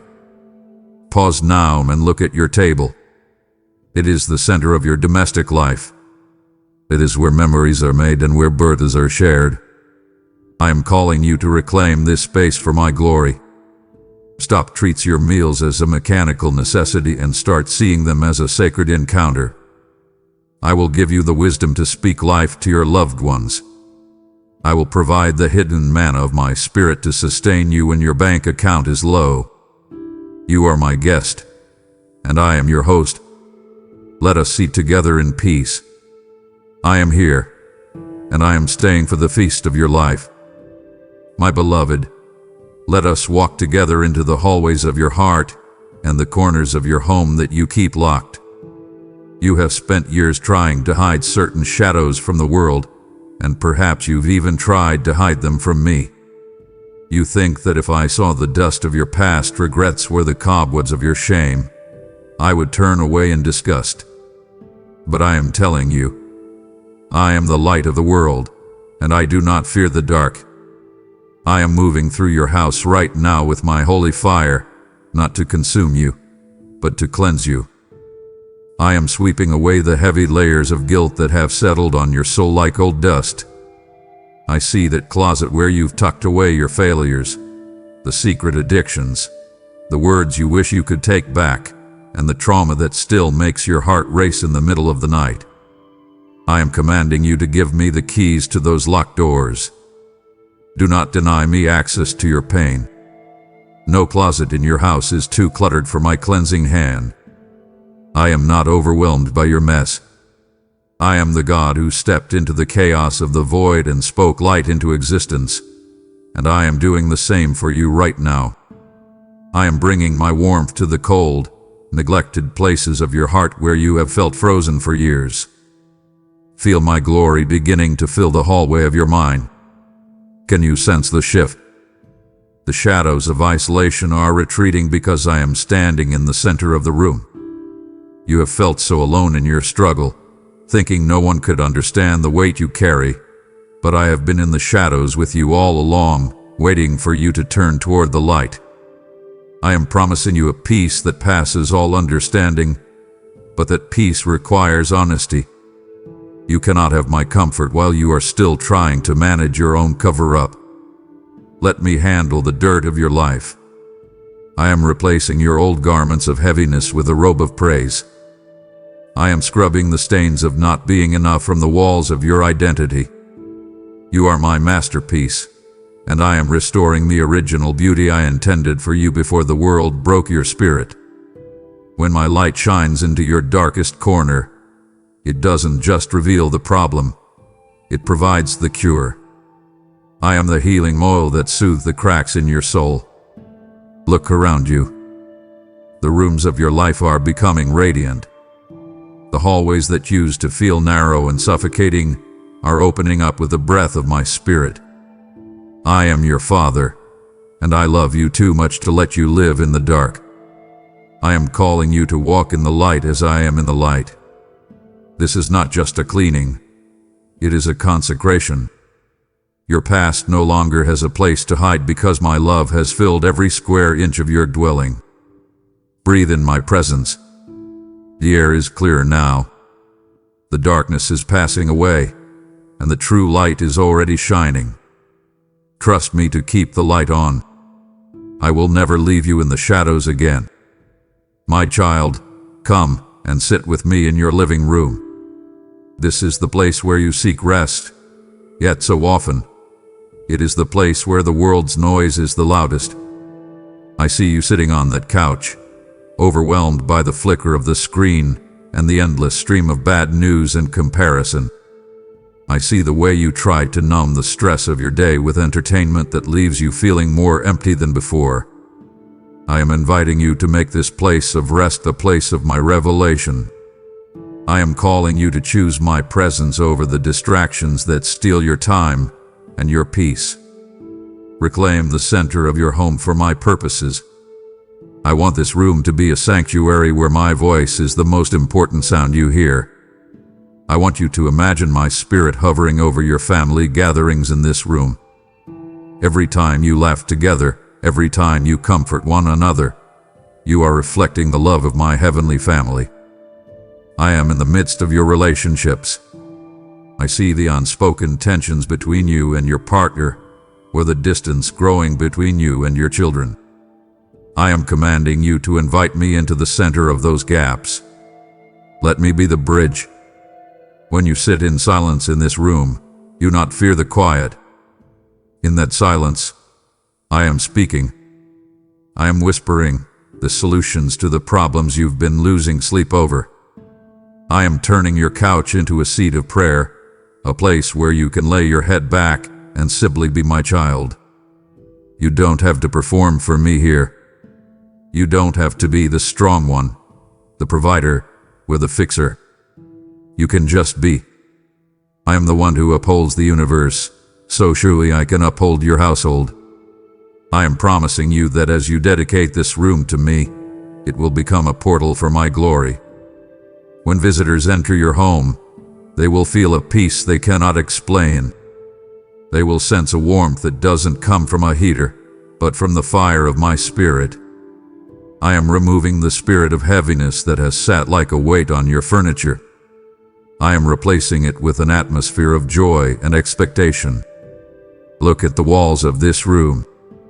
They have seen your tears and your celebrations. I have been the silent witness to every moment. And now I want to be the invited guest of honor. Turn off the noise for a moment. Listen to the rhythm of your own heart and realize that I am the one keeping it beating. I am the God of your leisure as much as I am the God of your labor. I want to enjoy your company.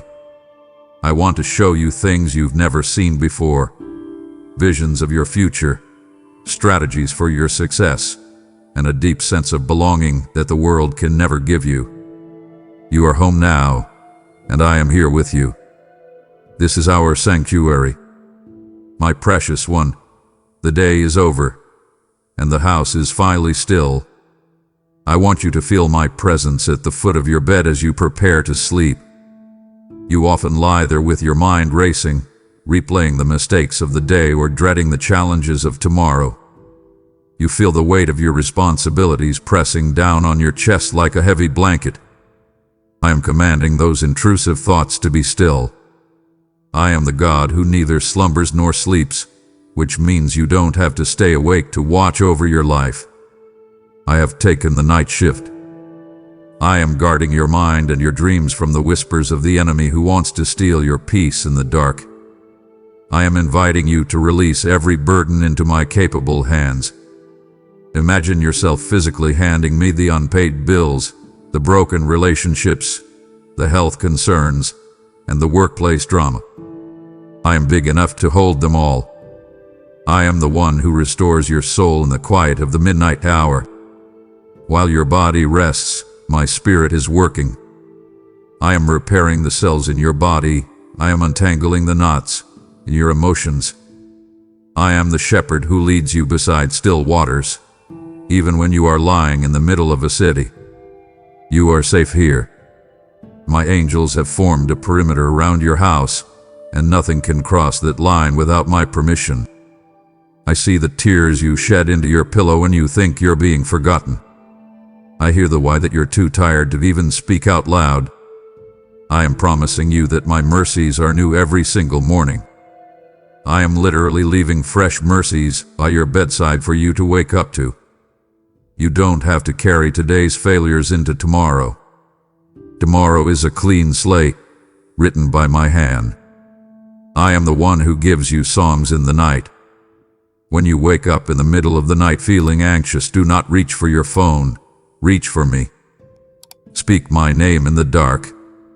The name of Jesus is a fortress that the darkness cannot penetrate. Breathe deeply now.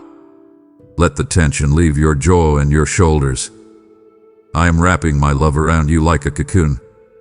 You are tucked away in the secret place of the Most High. I am your Father, and I delight in watching you sleep.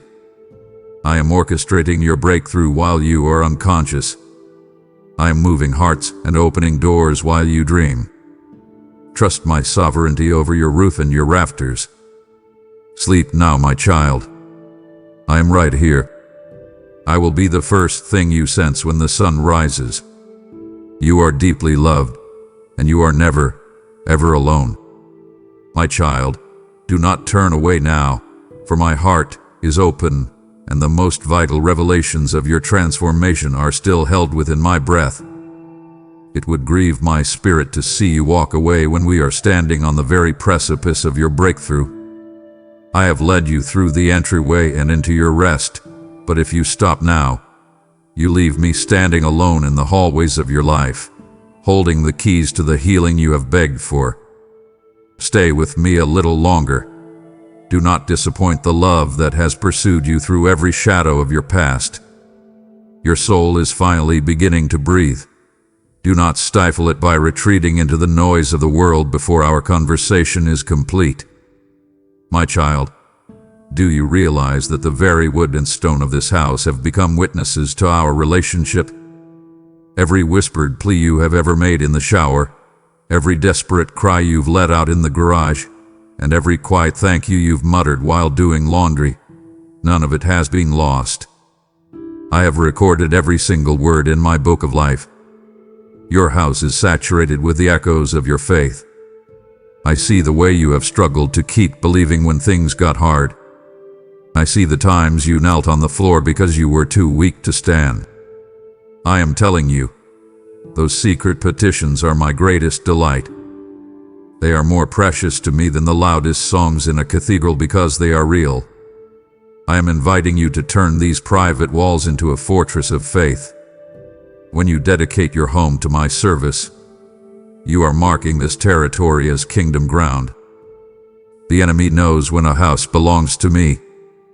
He can see the glow of my presence on your doorposts. I am commanding you to speak my word over your rooms. Declare that no weapon formed against your household shall prosper. I want you to feel my warmth radiating through the very structure of your life. Just as the walls of this house protect you from the wind and the rain, my grace protects your spirit from the storms of life. You are not just living in a building, you are abiding in me. I see the specific prayers you've been praying for years, the ones you're starting to think I've forgotten. I hear your prayer for that wandering child, for that healing in your body, for that financial miracle that seems impossible. I am promising you that I am the God of the breakthrough. The impossible is my specialty. Your prayers have created a spiritual atmosphere in this house that is drawing my hand to move. Do not give up now. Keep speaking to me. I am the silent partner in every room. I am the one who gives you the strength to get up and try again. Look at the walls around you and see them differently. They are not just boundaries. They are the framework of a life built on the rock. When the world outside is shaking, your house will stand because I am the chief cornerstone. I am strengthening the beams of your domestic life with my truth. I am filling the gaps in your heart with my solid love. You have a direct line to the throne of heaven from your own hallway. Walk through your home today with your head held high. You are a child of the King, and your house is an embassy of heaven. I am here, I am listening, and I am already answering. My beloved child, let us step together into the hidden garden of your soul, that inner courtyard where the seeds of your true character are sown. I am the great gardener, and I am walking through the private spaces of your life to cultivate the fruits of my spirit within your very walls. You often look at your outward achievements, your bank account, or your social standing, but I am looking at the soil of your heart. I am inviting you to let me prune the habits that do not honor my indwelling presence. I know it hurts when I clip away the branches of pride, the thorns of a quick temper, or the dry leaves of old bitterness. But I am telling you, I only prune what I love so that you can bear more fruit. I want your life to be a lush, vibrant testament to my grace, not a barren wasteland of worldly pursuits. I am commanding you to water the seeds of faith I have planted in your household. Do not neglect the spiritual growth of those under your roof. I see the way you worry about your children's choices and your family's unity. I am promising you that when you prioritize my sunlight, your family will flourish. Stop trying to force growth through control or anger. Instead, let the warmth of my love be the atmosphere in which your loved ones breathe. I want your home to smell like my holiness, a fragrance of peace, patience, and kindness that lingers long after a conversation has ended. When you protect the fence of your heart from worldly intrusion, you are creating a safe haven where my spirit can move without hindrance. Do not let the weeds of comparison or the pests of gossip enter this sacred enclosure. I see the effort you put into maintaining your physical surroundings, but I am asking you today, what about the garden of your mind? I see the thoughts you allow to take root, the I'm not good enough vines and the it will never happen briars. I am the one who provides the living water that can wash away those lies. Drink from my word daily. Let my promises be the rain that soothes your parched spirit.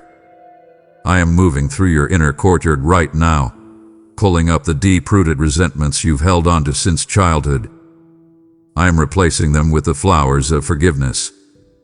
You have felt stuck in a dry season for so long, but I am declaring a season of harvest over your house. Look at the growth that is already happening, even if it feels small to you. I see the way you chose a soft answer yesterday when you wanted to shout. I see the way you prayed for your enemy when your heart was hurting. These are the blossoms of my kingdom. I am your Father, and I am proud of the progress you are making. I am committed to the beauty of your soul.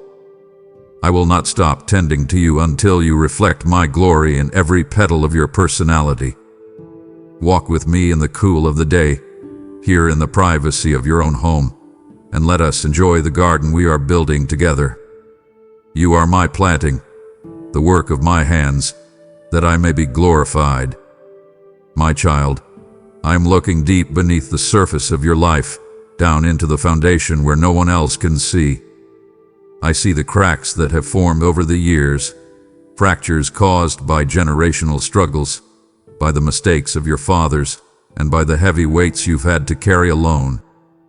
You try to build a beautiful life on top of a broken base, wondering why things keep shifting, why your peace feels unstable, and why the same old patterns keep returning to haunt your house.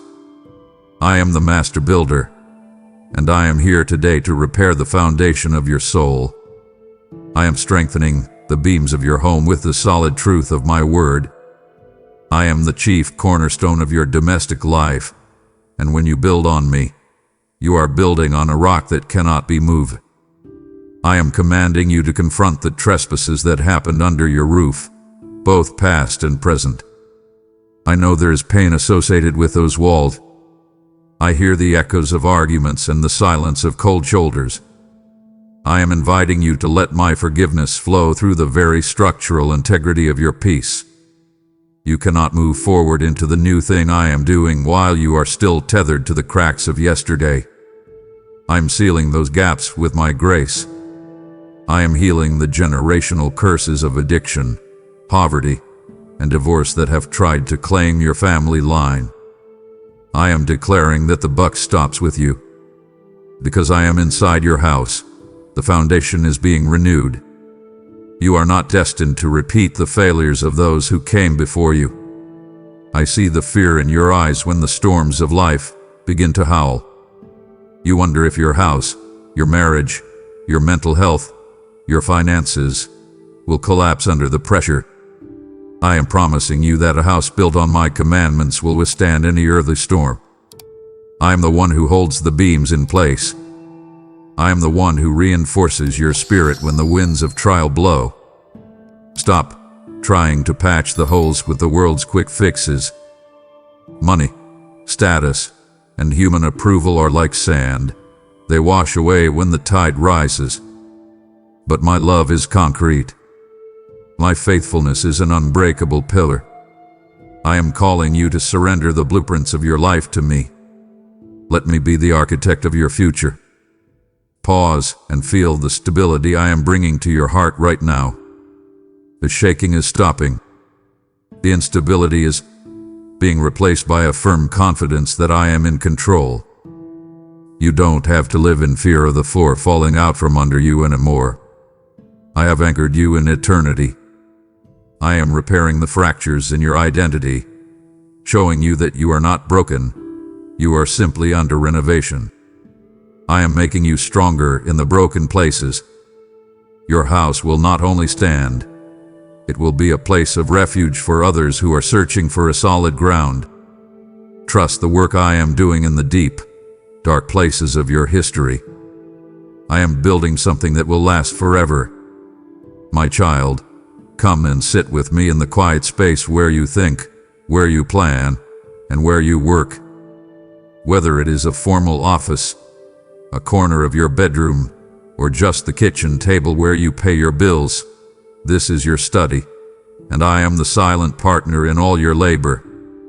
I see the stress of your career and the weight of the decisions you have to make for your future. I am guiding your mind even when you feel confused. I am the source of all wisdom, and I am inviting you to ask me for discernment before you sign that contract, before you send that email, and before you plan your next move. I see the hands that toil within these walls, and I am promising to bless the work they do. You are not working for a paycheck alone. You are working for the King of Kings. I am commanding you to be careful about the media and the messages you allow into your study and your mind. The world is constantly trying to flood your home with anxiety, greed, and noise. I am asking you to filter everything through my spirit. Line your household's vision with my divine plan. I have a purpose for your life that goes far beyond just getting by.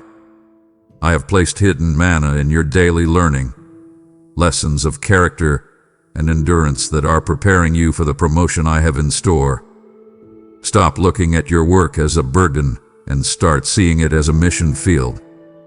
I have placed you in your specific job in your specific neighborhood for a reason. You are my ambassador in the marketplace. I see the moments when you feel overlooked and underappreciated. I hear the silent frustration when you feel like you're running on a treadmill and going nowhere. I am telling you today, I see every effort. I see the integrity you show when no one is watching. I am the one who opens doors that no man can shut. I am the one who gives you the creative ideas that will solve the problems facing you. I am inviting you to dedicate your intellect to me. Let me sharpen your focus. Let me remove the brain fog of worry. When you seek my kingdom first, even in your professional life, all these things will be added unto you. Look at your plans for the year ahead. Have you consulted me, or are you trying to figure it out on your own? I am standing right here, ready to give you the blueprint for success. I am the God of order and the God of breakthrough. I want to bless your finances so that you can be a blessing to others. I want to give you a spirit of excellence that makes you stand out from the crowd. But more than that, I want your mind to be at peace. I want your study to be a place of revelation, not a place of dread. Breathe in my wisdom. Let my spirit settle over your documents and your devices.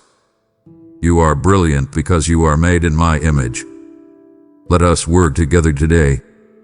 My precious child, do you hear that? I am talking about the sound of joy echoing through your hallways. I am the God who invented laughter, and I rejoice in every smile that lights up your home. I am not a somber, distant judge who wants you to live in perpetual gloom. I am a father who delights in the simplicity of your family's love. I inhabit the praises and the songs of your home, even the silly ones you sing while you're doing the chores. I see the way you play with your children or share a joke with your spouse. These moments are not extra or unimportant to me. They are the very fabric of the life I have given you. I am commanding you to let the joy of the Lord be your strength within these walls. I am inviting you to turn your mourning into dancing, even behind closed doors. I know you have walked through seasons of heavy sorrow. I know there have been nights when the only sound in this house was the sound of weeping. But I am promising you that joy comes in the morning, and the morning has arrived. I am restoring the childhood innocence that was stolen from this house. I am protecting the hearts of the little ones from the hardness of the world. I want you to remember that a merry heart is good medicine, not just for your body, but for the very atmosphere of your house. When you choose to laugh despite your circumstances, you are performing an act of spiritual warfare. You are telling the enemy that he cannot steal your song.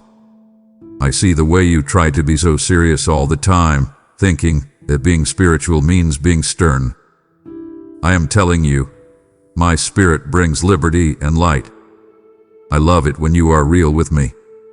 I love it when you find delight in the small things, a good meal, a beautiful sunset through your window, or a funny story shared at the end of a long day. I am the one who gave you the capacity for pleasure. Don't be afraid to be happy. I have paid the price for your peace, and part of that peace is the ability to enjoy the life I've provided. I am moving through your rooms right now, lifting the spirit of heaviness and replacing it with a spirit of playfulness. Look at your loved ones through my eyes. See the beauty in their quirks and the miracle in their presence. I am knitting your hearts together with the golden thread of joy. Your home should be the happiest place on earth for you, because I am there. I am the guest who brought the wine to the wedding at Cana, and I am the guest who brings the laughter to your dinner table. Let the walls of this house ring with the sound of a family that knows they are loved by the Creator. Stop worrying about what if for just 1 hour and enjoy what is. I am here. You are safe. You are blessed. Let the laughter begin. As the echoes of laughter fill your halls, remember that the joy I have restored in your house is a seed meant to be sown into the lives of the broken. I am calling you now to expand the borders of this sanctuary and help me carry my living word to the lonely souls still trapped in silence. Your gift today, whether through a super thanks, membership, or the PayPal link below, is the holy fuel that keeps the light of my truth burning for millions who have yet to hear my knock. I have promised that he who sows bountifully shall also reap bountifully, and as you provide for my mission, I will provide an overflow in your storehouse that no man can measure. Do not let this divine appointment pass you by, for I am looking for those who will partner with me to turn every house on earth into a home for my spirit. I am releasing a fresh anointing of multiplication over your finances the moment you act in obedience. I command you to sow into this harvest now and watch how I open the windows of heaven over your household. Say here in my presence, for the journey into the deep places of your home is only halfway done, and my spirit yearns for the fullness of your attention. It would deeply wound my heart to see you settle for a partial blessing when I have prepared a total overflow for your household. To leave now would be to tell me that the distractions of your day are more precious than the divine wisdom I am pouring into your spirit. Do not abandon this sacred encounter. I am revealing the blueprints of your future, and I cannot build what you are not present to receive. Honor the weight of my glory and listen, for my heart beats with a message you cannot afford to miss.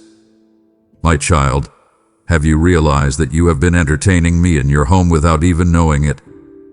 Every time you have opened your door to a neighbor in need, every time you have prepared a guest room for a traveling friend, and every time you have offered a cup of cold water to the weary, you have done it unto me. I am the unseen guest at every meal and the silent listener to every conversation. I am inviting you to cultivate a spirit of hospitality as a spiritual discipline. Your home is not meant to be a fortress where you hide from the world. It is meant to be a refuge where my light shines for others. I am promising to bring my peace to everyone who enters your door because you have made me the head of your house. I am commanding you to prepare your guest room and your heart for the movement of my spirit. Do not be stingy with the space I have given you.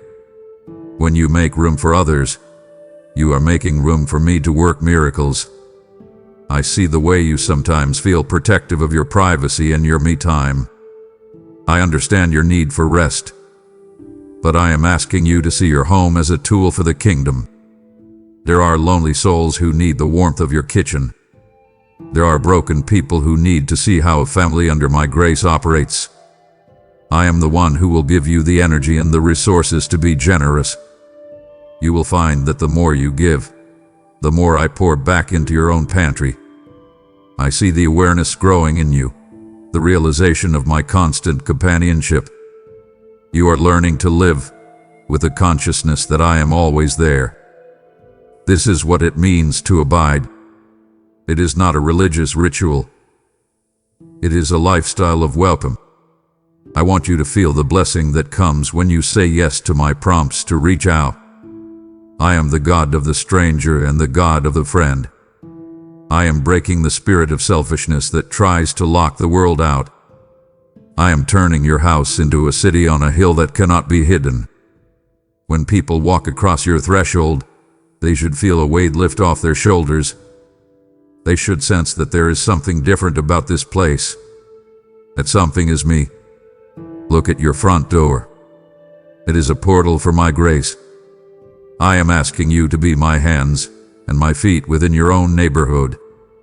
You don't have to go across the world to find a mission field. It starts at your mailbox. I will give you the words to say. I will give you the empathy to listen. I am the God who sets the solitary in families, and I am using your home to provide a family for the fatherless and a home for the homeless. Trust me with your resources. I am the great provider, and I will never let your oil or your flour run dry when you are using it to feed my children. Live with an open heart and an open door. I am here, and I am inviting the world to see my love through you. My child, look around your rooms with me. I am moving through your house today to help you identify the things you have placed above my glory. You might not have golden statues on your mantle, but I see the altars you have built to anxiety, to worldly gain, and to the endless hunger for approval. I am a jealous God, not because I am insecure, but because I know that anything you put before me will eventually break your heart. I am the only one who can truly carry the weight of your devotion. I am commanding you to clear the space. Take down the idols of your own making, those things you rely on more than you rely on me. Whether it is your bank account, your career status, or even the opinions of people who don't truly know you, I am asking you to surrender them. The freedom you are looking for is found in the clearing of your spirit. When you remove the clutter of these distractions, you finally make room for the King to take his rightful seat on the throne of your life. I am inviting you to tear down the altars to what if and replace them with the beauty of my holiness. I see how much time you spend tending to your worries, polishing your fears until they shine like gold in your mind. Stop giving your best energy to things that cannot save you. I am the one who provides. They are merely tools. I am the one who sustains. They are merely temporary. I am calling you to a higher level of devotion. I want to be the first person you talk to in the morning and the last one you whisper to at night. When I am the center, everything else in your house finds its proper place. Your relationships become healthier. Your work becomes more purposeful. and your peace becomes unshakable. Do not be afraid to let go of the things you think you need for security. I am your security. I am your high tower and your shield. I see the struggle in your heart as you look at the things you've worked so hard for. You think that if you don't obsess over them, you will lose them. But I am promising you that what you surrender to me, I will protect. What you grip tightly in your own strength, you will eventually drop. Let go of the need to control every outcome.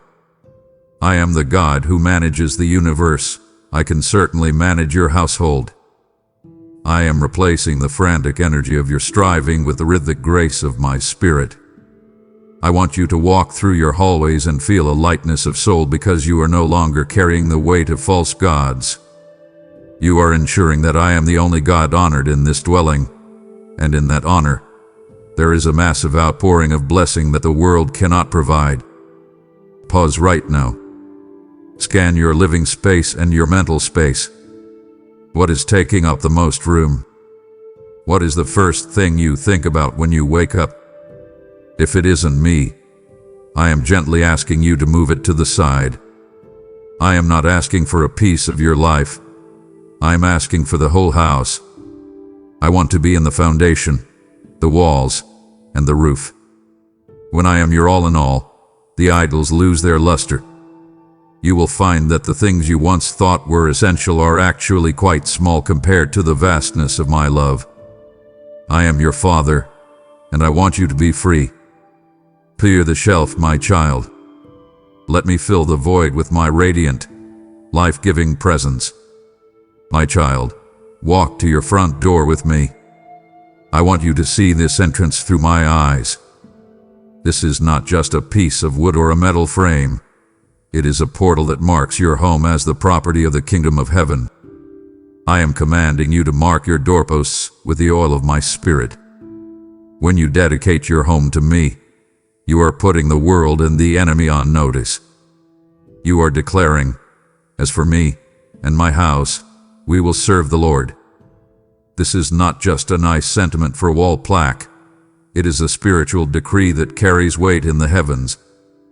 I am promising you a level of protection that the world cannot understand. When my residency is established in your house, it creates a shield that repels the influence of the devourer. The darkness may roam the streets, but it cannot cross the threshold where my glory dwells.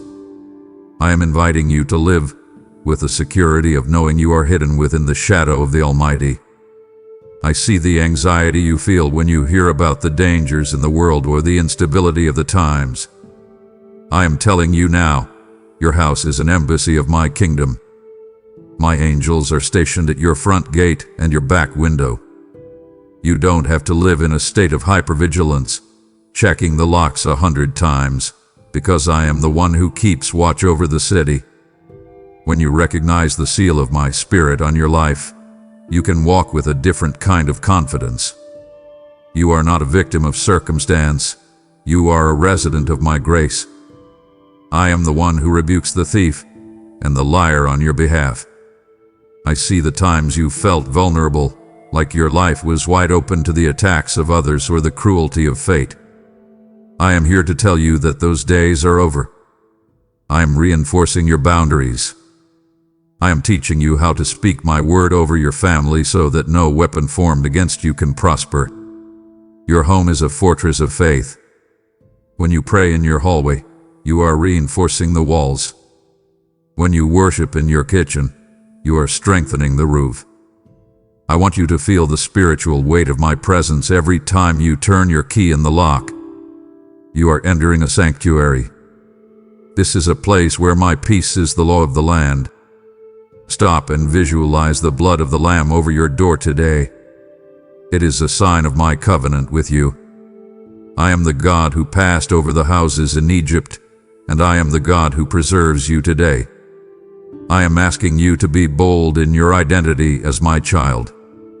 Do not be ashamed to let the world see that this house belongs to Jesus. When you honor me at the door, I will honor you in the secret place. I am your shield and your great reward. Rest in the safety of my residency. You are covered, you are sealed, and you are mine.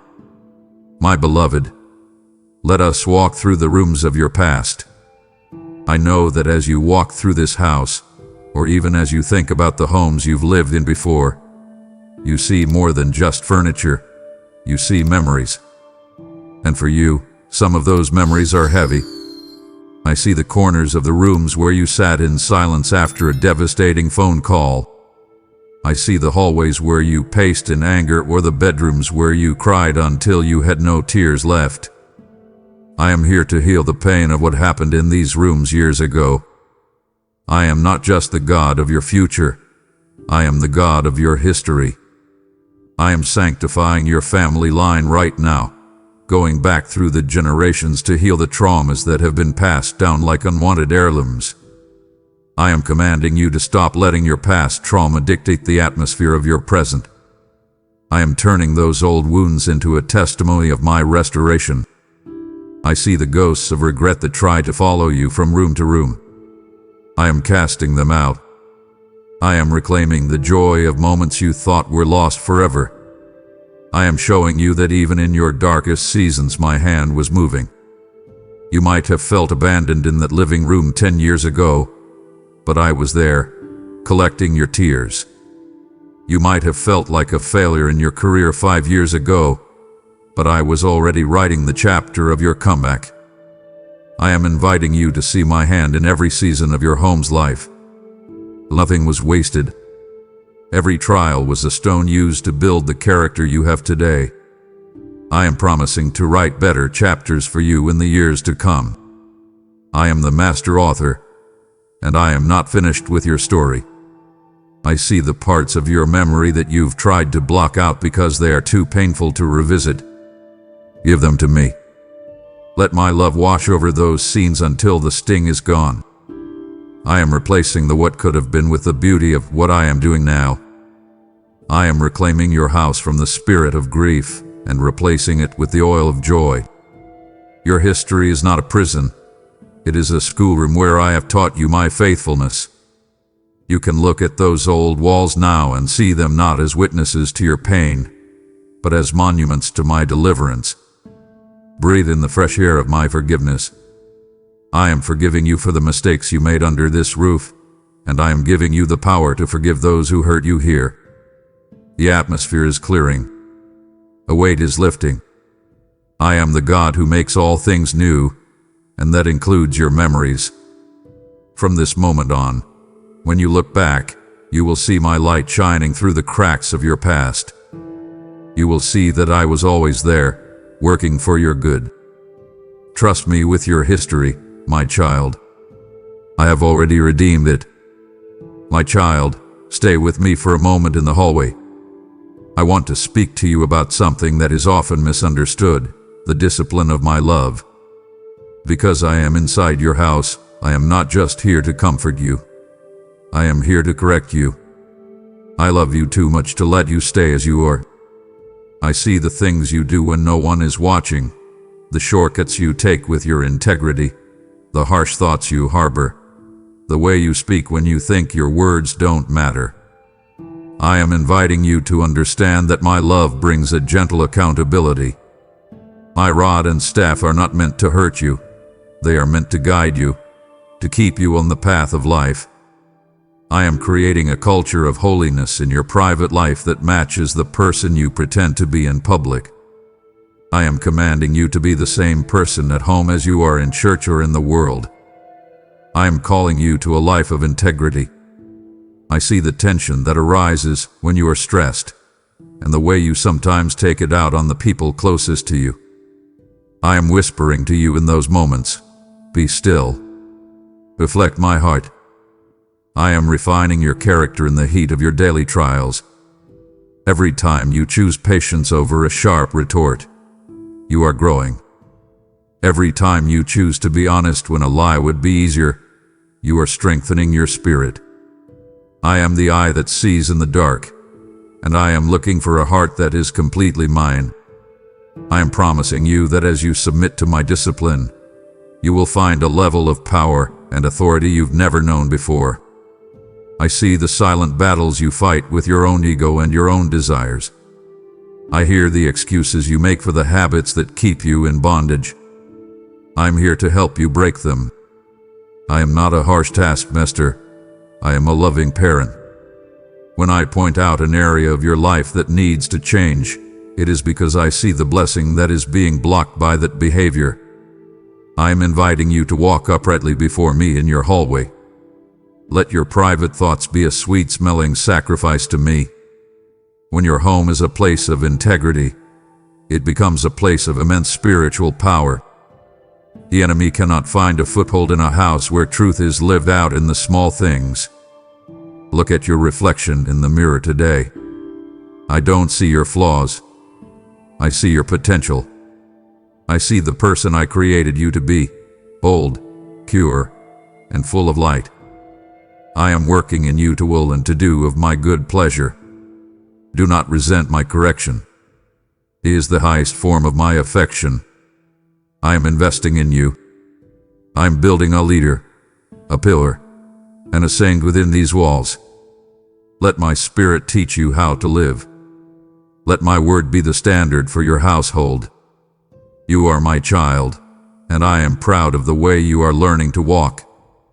Keep going. I am right here with you, every step of the way.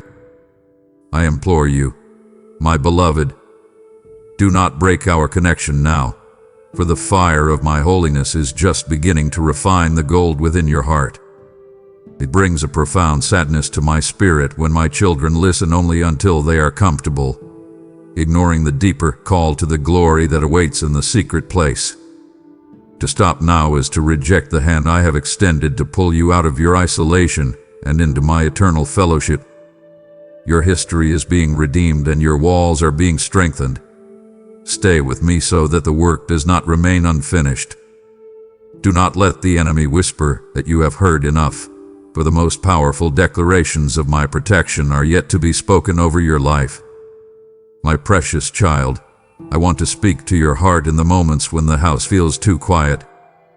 I know the feeling of looking at empty rooms and feeling a pang of isolation. I see the widow, the orphan, and the one who lives alone, wondering if anyone truly knows the depth of their solitude. I am here to tell you, you are never truly alone when I am inside. I am filling the silence with the melody of my spirit. I am the Father to the fatherless and a friend to the lonely. I am commanding the spirit of isolation to break in the name of Jesus. I am inviting you to see this time not as a desert of loneliness, but as a garden of intimacy. I am become your constant companion, your partner in every moment of your day. I am promising you that I am more than enough to fill the void. I see the way you reach for the television or the internet just to hear a human voice. I am asking you to reach for me instead. Speak to me as you walk from room to room. I am interested in the details of your day, the meal you're eating, the book you're reading, the thoughts you're thinking. I am breaking the curse of feeling unseen. I see you. I know you. I love you with an everlasting love. I am the one who wraps my arms around you when the night feels long and cold.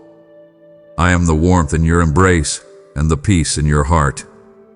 You are not a forgotten soul. You are a prized possession. I see the tears you've cried because you feel like everyone else has moved on while you are still here. I hear the quiet ache for a companion or a family that understands you. I am telling you, I am knitting you into my heavenly family. I am bringing people into your life who will see the value I have placed in you. But first, I want you to find your all in all in me. I want you to know that my presence is more real than any physical person.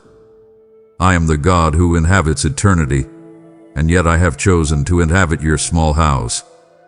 That is how much you matter to me. I am turning your solitude into a sanctuary of revelation. Look around your quiet room and smile. I am here. We are together. I am the God who sets the solitary in families, and I am starting with the family of me and you.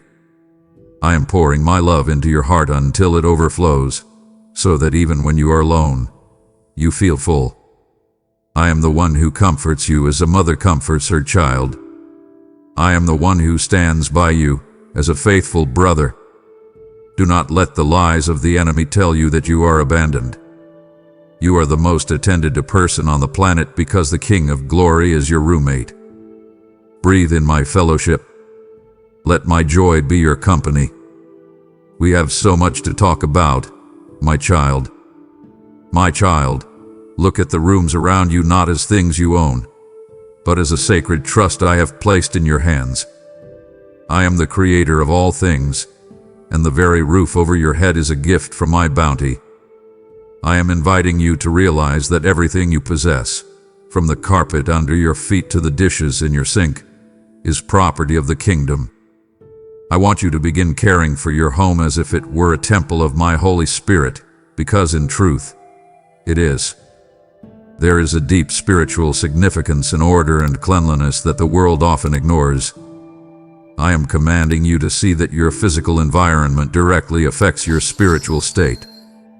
When your home is filled with chaos and neglect, it creates a mirror for the unrest in your soul.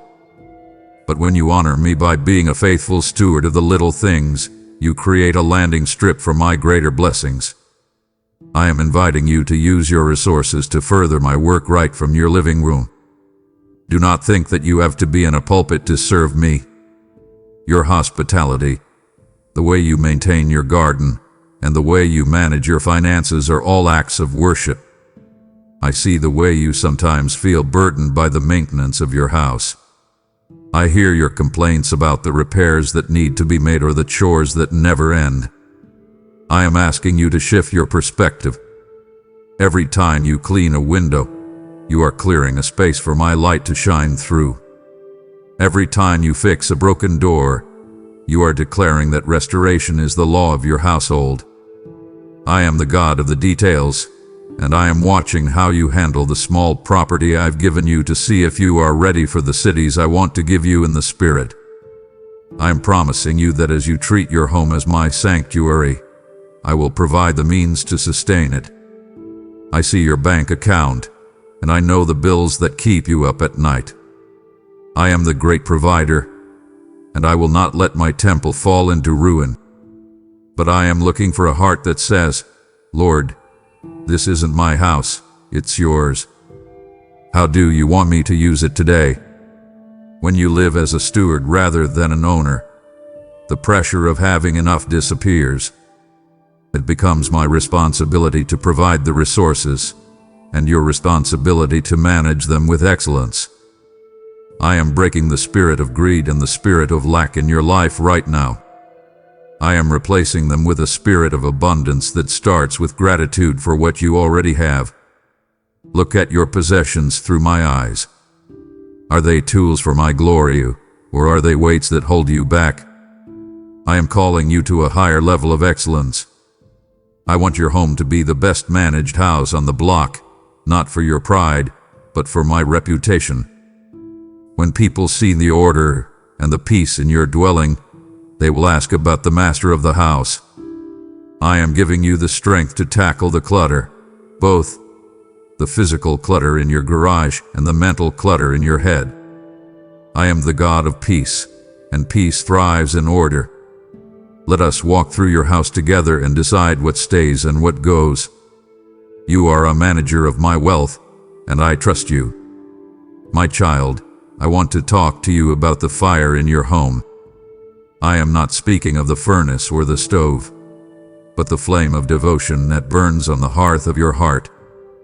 I am the God who answereth by fire, and I want to keep your spiritual passion burning night and day. I see the winter seasons of your life, the times when the world feels cold, when people are unkind, and when your hope feels like it's shivering. I am promising you that my presence provides a cozy security that no storm can penetrate. I am the warmth in your hallway and the glow in your eyes. I am commanding you to keep the flame of your first love for me stoked. Do not let the dampness of worldliness or the winds of trial blow out your fire. I am inviting you to gather your family around the light of my word. Here is a specific power that comes when a household sits together in the light of my truth. I see the way the coldness of the culture tries to seep through the cracks of your doors. The cynicism, the anger, the selfishness. I am asking you to build a fire of worship that keeps those elements at bay. When you praise me in your living room, you are creating a heat that the enemy cannot stand. I am stoking the embers of your faith right now. I am blowing the wind of my spirit on those coals that you thought had gone out years ago. You are not burnt out. You are being rekindled. I am the God who restores the passion of the weary. I see the times you felt lukewarm, going through the motions of your faith without any real heat.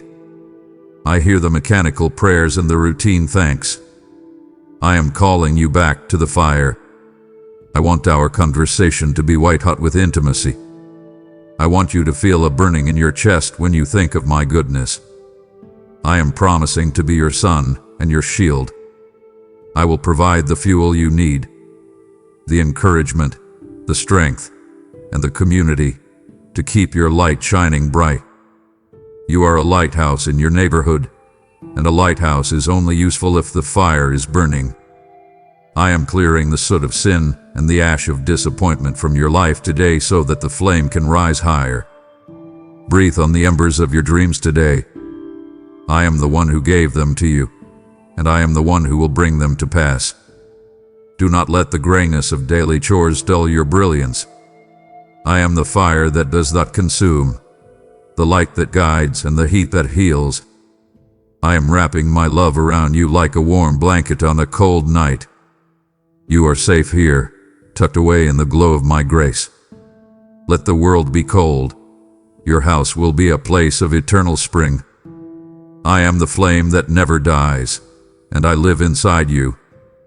Let us keep the fire burning together. My child, I am asking you to open the windows of your home and your heart. I want the fresh wind of my spirit to blow through every room, clearing out the stagnant air of tradition and the heavy scent of worry. I see the way you sometimes keep your life sealed shut, afraid of what might happen if you let the outside in, or if you let my glory out. But I am telling you, your house is meant to be a portal for my kingdom. I am commanding you to keep your gaze fixed on the eternal while you go about your daily tasks.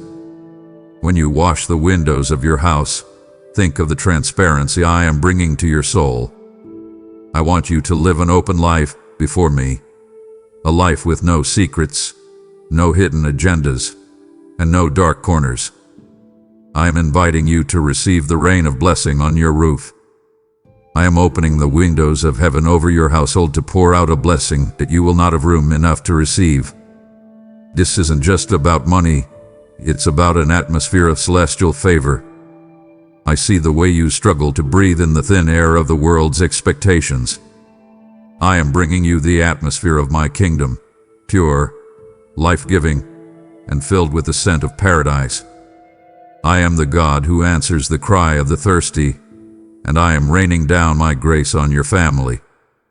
I am promising you that as you keep your windows open to me through prayer and worship, you will see things from a heavenly perspective.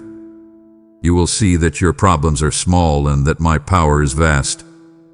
I see the times you felt boxed in by your circumstances, like the walls of your life were closing in on you. I am the God of the open space.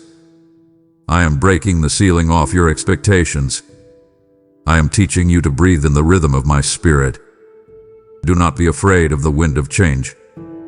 It is only me, rearranging the furniture of your life to make room for something better. I am inviting you to live with a skyward orientation. Even when you are standing in your kitchen, your spirit can be seated with me in heavenly places. This is the secret of the saints, to be in the world but not of it.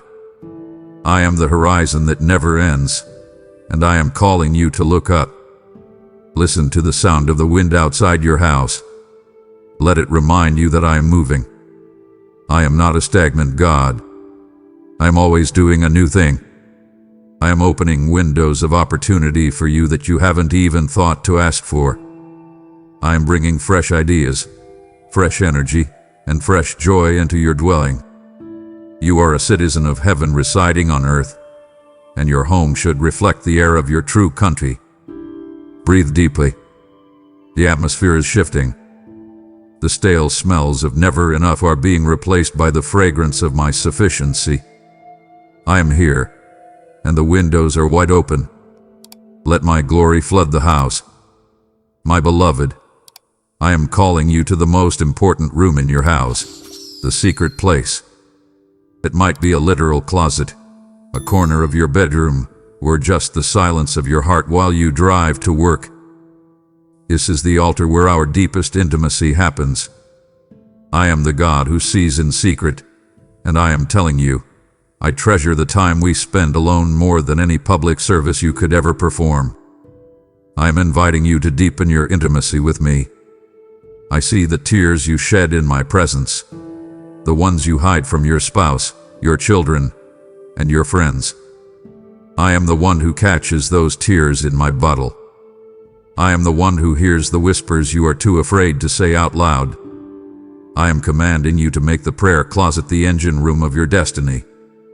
I am promising you that what happens in the quiet of your room will shift the reality of your world. When you kneel in private, I stand up in public on your behalf. I am the one who transforms your character in the silence.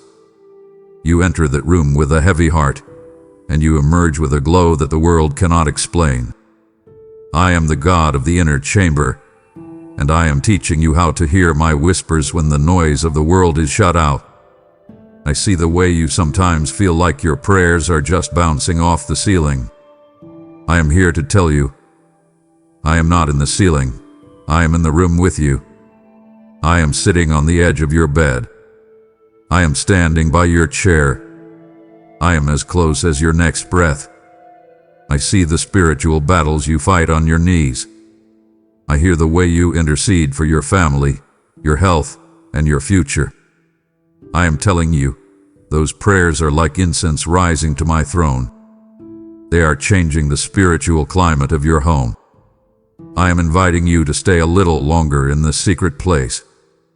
Do not rush out to meet the day until you have met with me. I am the one who gives you the daily bread of direction and peace. When you prioritize this altar, everything else in your house falls into alignment. I am breaking the addiction to busyness that steals your intimacy. I am replacing it with a hunger for my presence that can only be satisfied in the quiet. Look at your secret place as the most powerful spot on earth. It is a thin place where heaven and earth meet. I am the God who answered Moses on the mountain and Elijah in the cave, and I am answering you in your closet. I am giving you strategies for your business, healing for your body, and peace for your mind while you sit in silence. This is the upper room of your life. Do not neglect it. I am waiting for you there. I have things to tell you that I cannot say in the noise of the crowd.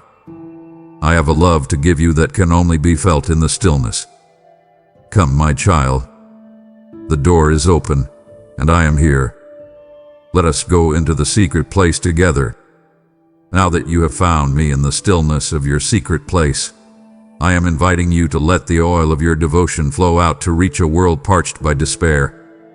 You have tasted the manna of my presence within your walls, but I am the God who desires that my house be full, and I am calling you to be the hands that build my global temple. By supporting this mission through super thanks, membership, or a PayPal donation, you are not just giving. You are becoming a portal through which my light shatters the darkness of another's heart. I declare over you today that your bread shall not fail and your water shall be sure, for you have honored the King with the first fruits of your increase. This is a prophetic moment where your stewardship meets my sovereignty. Do not ignore the nudge of my spirit as I call you to invest in eternal souls.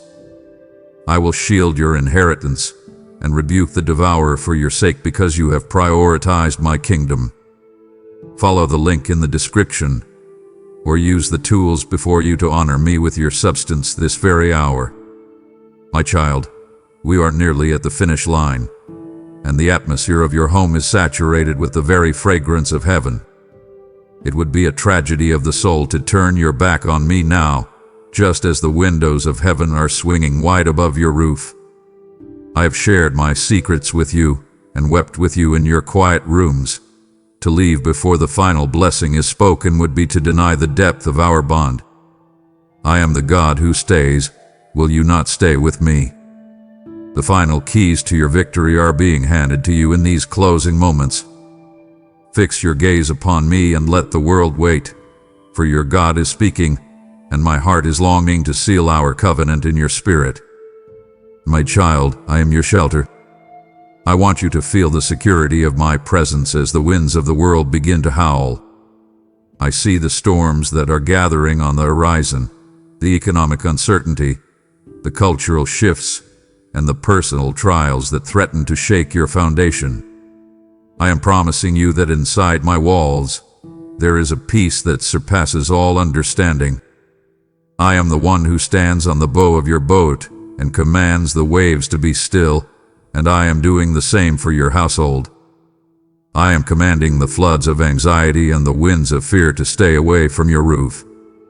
You are standing on a rock, and a house built on my commandments will not fall. I am inviting you to trust my sovereign hand over every rafter and every tile of your life. I see the way you worry about the structural integrity of your family. You see the cracks in your relationships or the weaknesses in your own heart, and you wonder if you can survive another storm. I am the master builder, and I am reinforcing you from the inside out. I am the one who keeps the roof of my protection over your head even when you feel vulnerable. I am telling you today, do not pay heed to the reports of the weather in the world. My kingdom has its own climate. In my house, there is light even in the darkness. In my house, there is warmth even in the frost.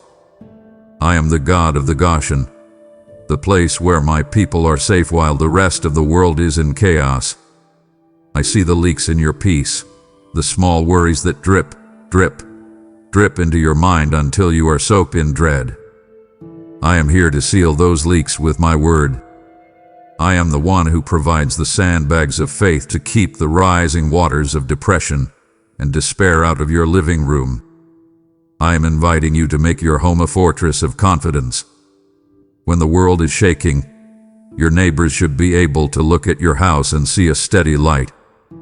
They should see a family that isn't panicking because they know who holds the world in his hands. I am giving you a storm-proof spirit. I am teaching you how to sleep through the thunder, knowing that I am the one who controls the lightning. Breathe in the safety of my embrace. You are tucked away in the hollow of my hand. I am the shade from the heat and the refuge from the blast. I have placed a hedge of protection around your property and your person. No plague shall come nigh thy dwelling because I have given my angels charge over you. Trust in my power to keep you. I have never lost a house that was dedicated to me. I have never let a child of mine be overwhelmed by the deep. You are safe, you are secure, and you are sheltered by the Almighty. Let the storm rage. We are at peace inside. My child, walk with me through the narrow corridors of your home and listen to the echoes of your own voice. Have you ever noticed how the words spoken within these walls linger long after the sound has faded? I am the Word made flesh, and I am telling you that your speech is the thermostat of your household. I see the moments when stress boils over, and you release harsh, biting words that cut through the peace of your hallway like a knife. I see the way those words land on the hearts of your children, your spouse, or your friends, leaving invisible bruises that take years to heal. I am commanding you to replace that bitterness with the sweetness of my Spirit. I am inviting you to let your language be seasoned with the salt of my grace, so that your home becomes an environment where my peace can finally rest. I am promising you that a soft answer has the power to turn away wrath and shift the very atmosphere of your living space. I see the arguments you have been having, the ones that go in circles, fueled by pride and the need to be right. I'm calling you to a higher way of communicating. Before you speak, I want you to ask, does this reflect the God who lives in my house? When you speak life over your children, you are literally prophesying their future. When you speak words of affirmation over your spouse, you are strengthening the beams of your marriage. I am the one who gives you a new tongue. I am removing the spirit of sarcasm, the spirit of nagging, and the spirit of constant criticism from your vocabulary. I am replacing them with a vocabulary of encouragement and a rhythm of gratitude. I see the silent tension that builds up in the hallways when things are left unsaid or when words are used as weapons. I am here to be the mediator of your conversations. I am inviting you to practice the discipline of holy silence when your anger is rising. Let me speak through you. When you feel that heat in your chest, stop and breathe in my presence. Ask me for the words that heal instead of the words that hurt. I am the God who mends broken relationships, and the mending starts with the way you say good morning or I'm sorry. I am teaching you the language of heaven, which is rooted in love and truth. Your home should be a place where everyone feels safe to speak and safe to be heard. Look at the people you live with through my eyes. They are not your enemies. They are my children, entrusted to your care. Treat them with the same tenderness that I treat you. When you make a mistake and your words are sharp, be quick to repent. Do not let the sun go down on your wrath within these walls. I am pouring the oil of my spirit into the gears of your family life, smoothing out the friction. I want the halls of your home to be filled with the sound of laughter, the sound of prayer, and the sound of life-giving truth. I am the God of the Word, and I am sanctifying your speech today. Let your house be known as a place of grace. My beloved, I want you to reach into your pocket and feel the weight of the keys to your house. These keys represent your control, your security, and your authority over this property. Today, I am inviting you to do something radical. I am asking you to hand those keys to me. I am calling you to surrender full control of your life and your household to my divine and perfect plan. You have spent so long trying to be the head of the house, managing every crisis and worrying about every detail, but I am telling you that the burden was never meant for your shoulders. I am the King of Kings, and I am asking for the keys to your front door, your bank account, and your future. There is a profound freedom found in making me the master of your dwelling. When you relinquish your will to mine, you step out of the stress of ownership and into the peace of stewardship. I am commanding you to seek my permission before you open your door to new influences, new people, or new opportunities. I want to be the one who decides what enters your life and what stays out. I am promising you that when I lead your household, you will carry an authority that the world cannot ignore. I see the way you have struggled to manage the affairs of your family, the schedules, the finances, the emotional needs. I am the great manager, and I have a perspective that you do not. I see the traps before you walk into them. I see the blessings before they arrive. By giving me the keys, you are allowing me to protect you from things you don't even know are dangerous. I am the one who handles the impossible situations that keep you up at night.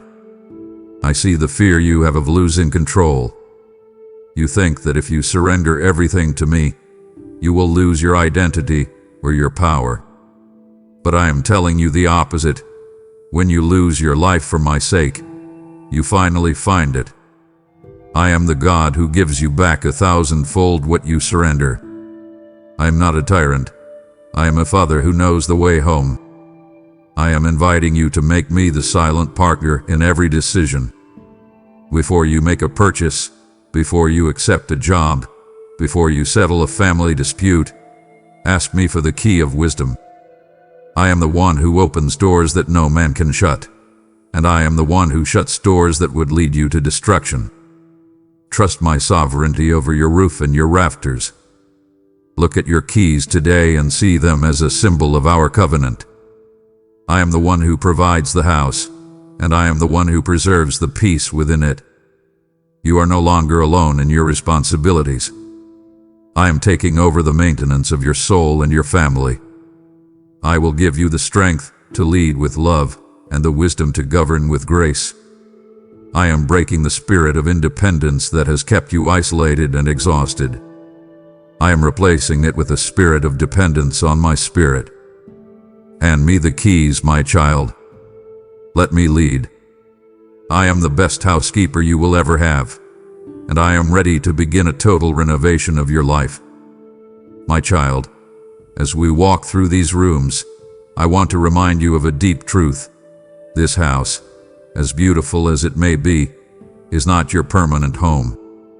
I see the way you invest so much of your heart into these temporary walls, and while I delight in your stewardship, I want you to live as a citizen of heaven while you reside on earth.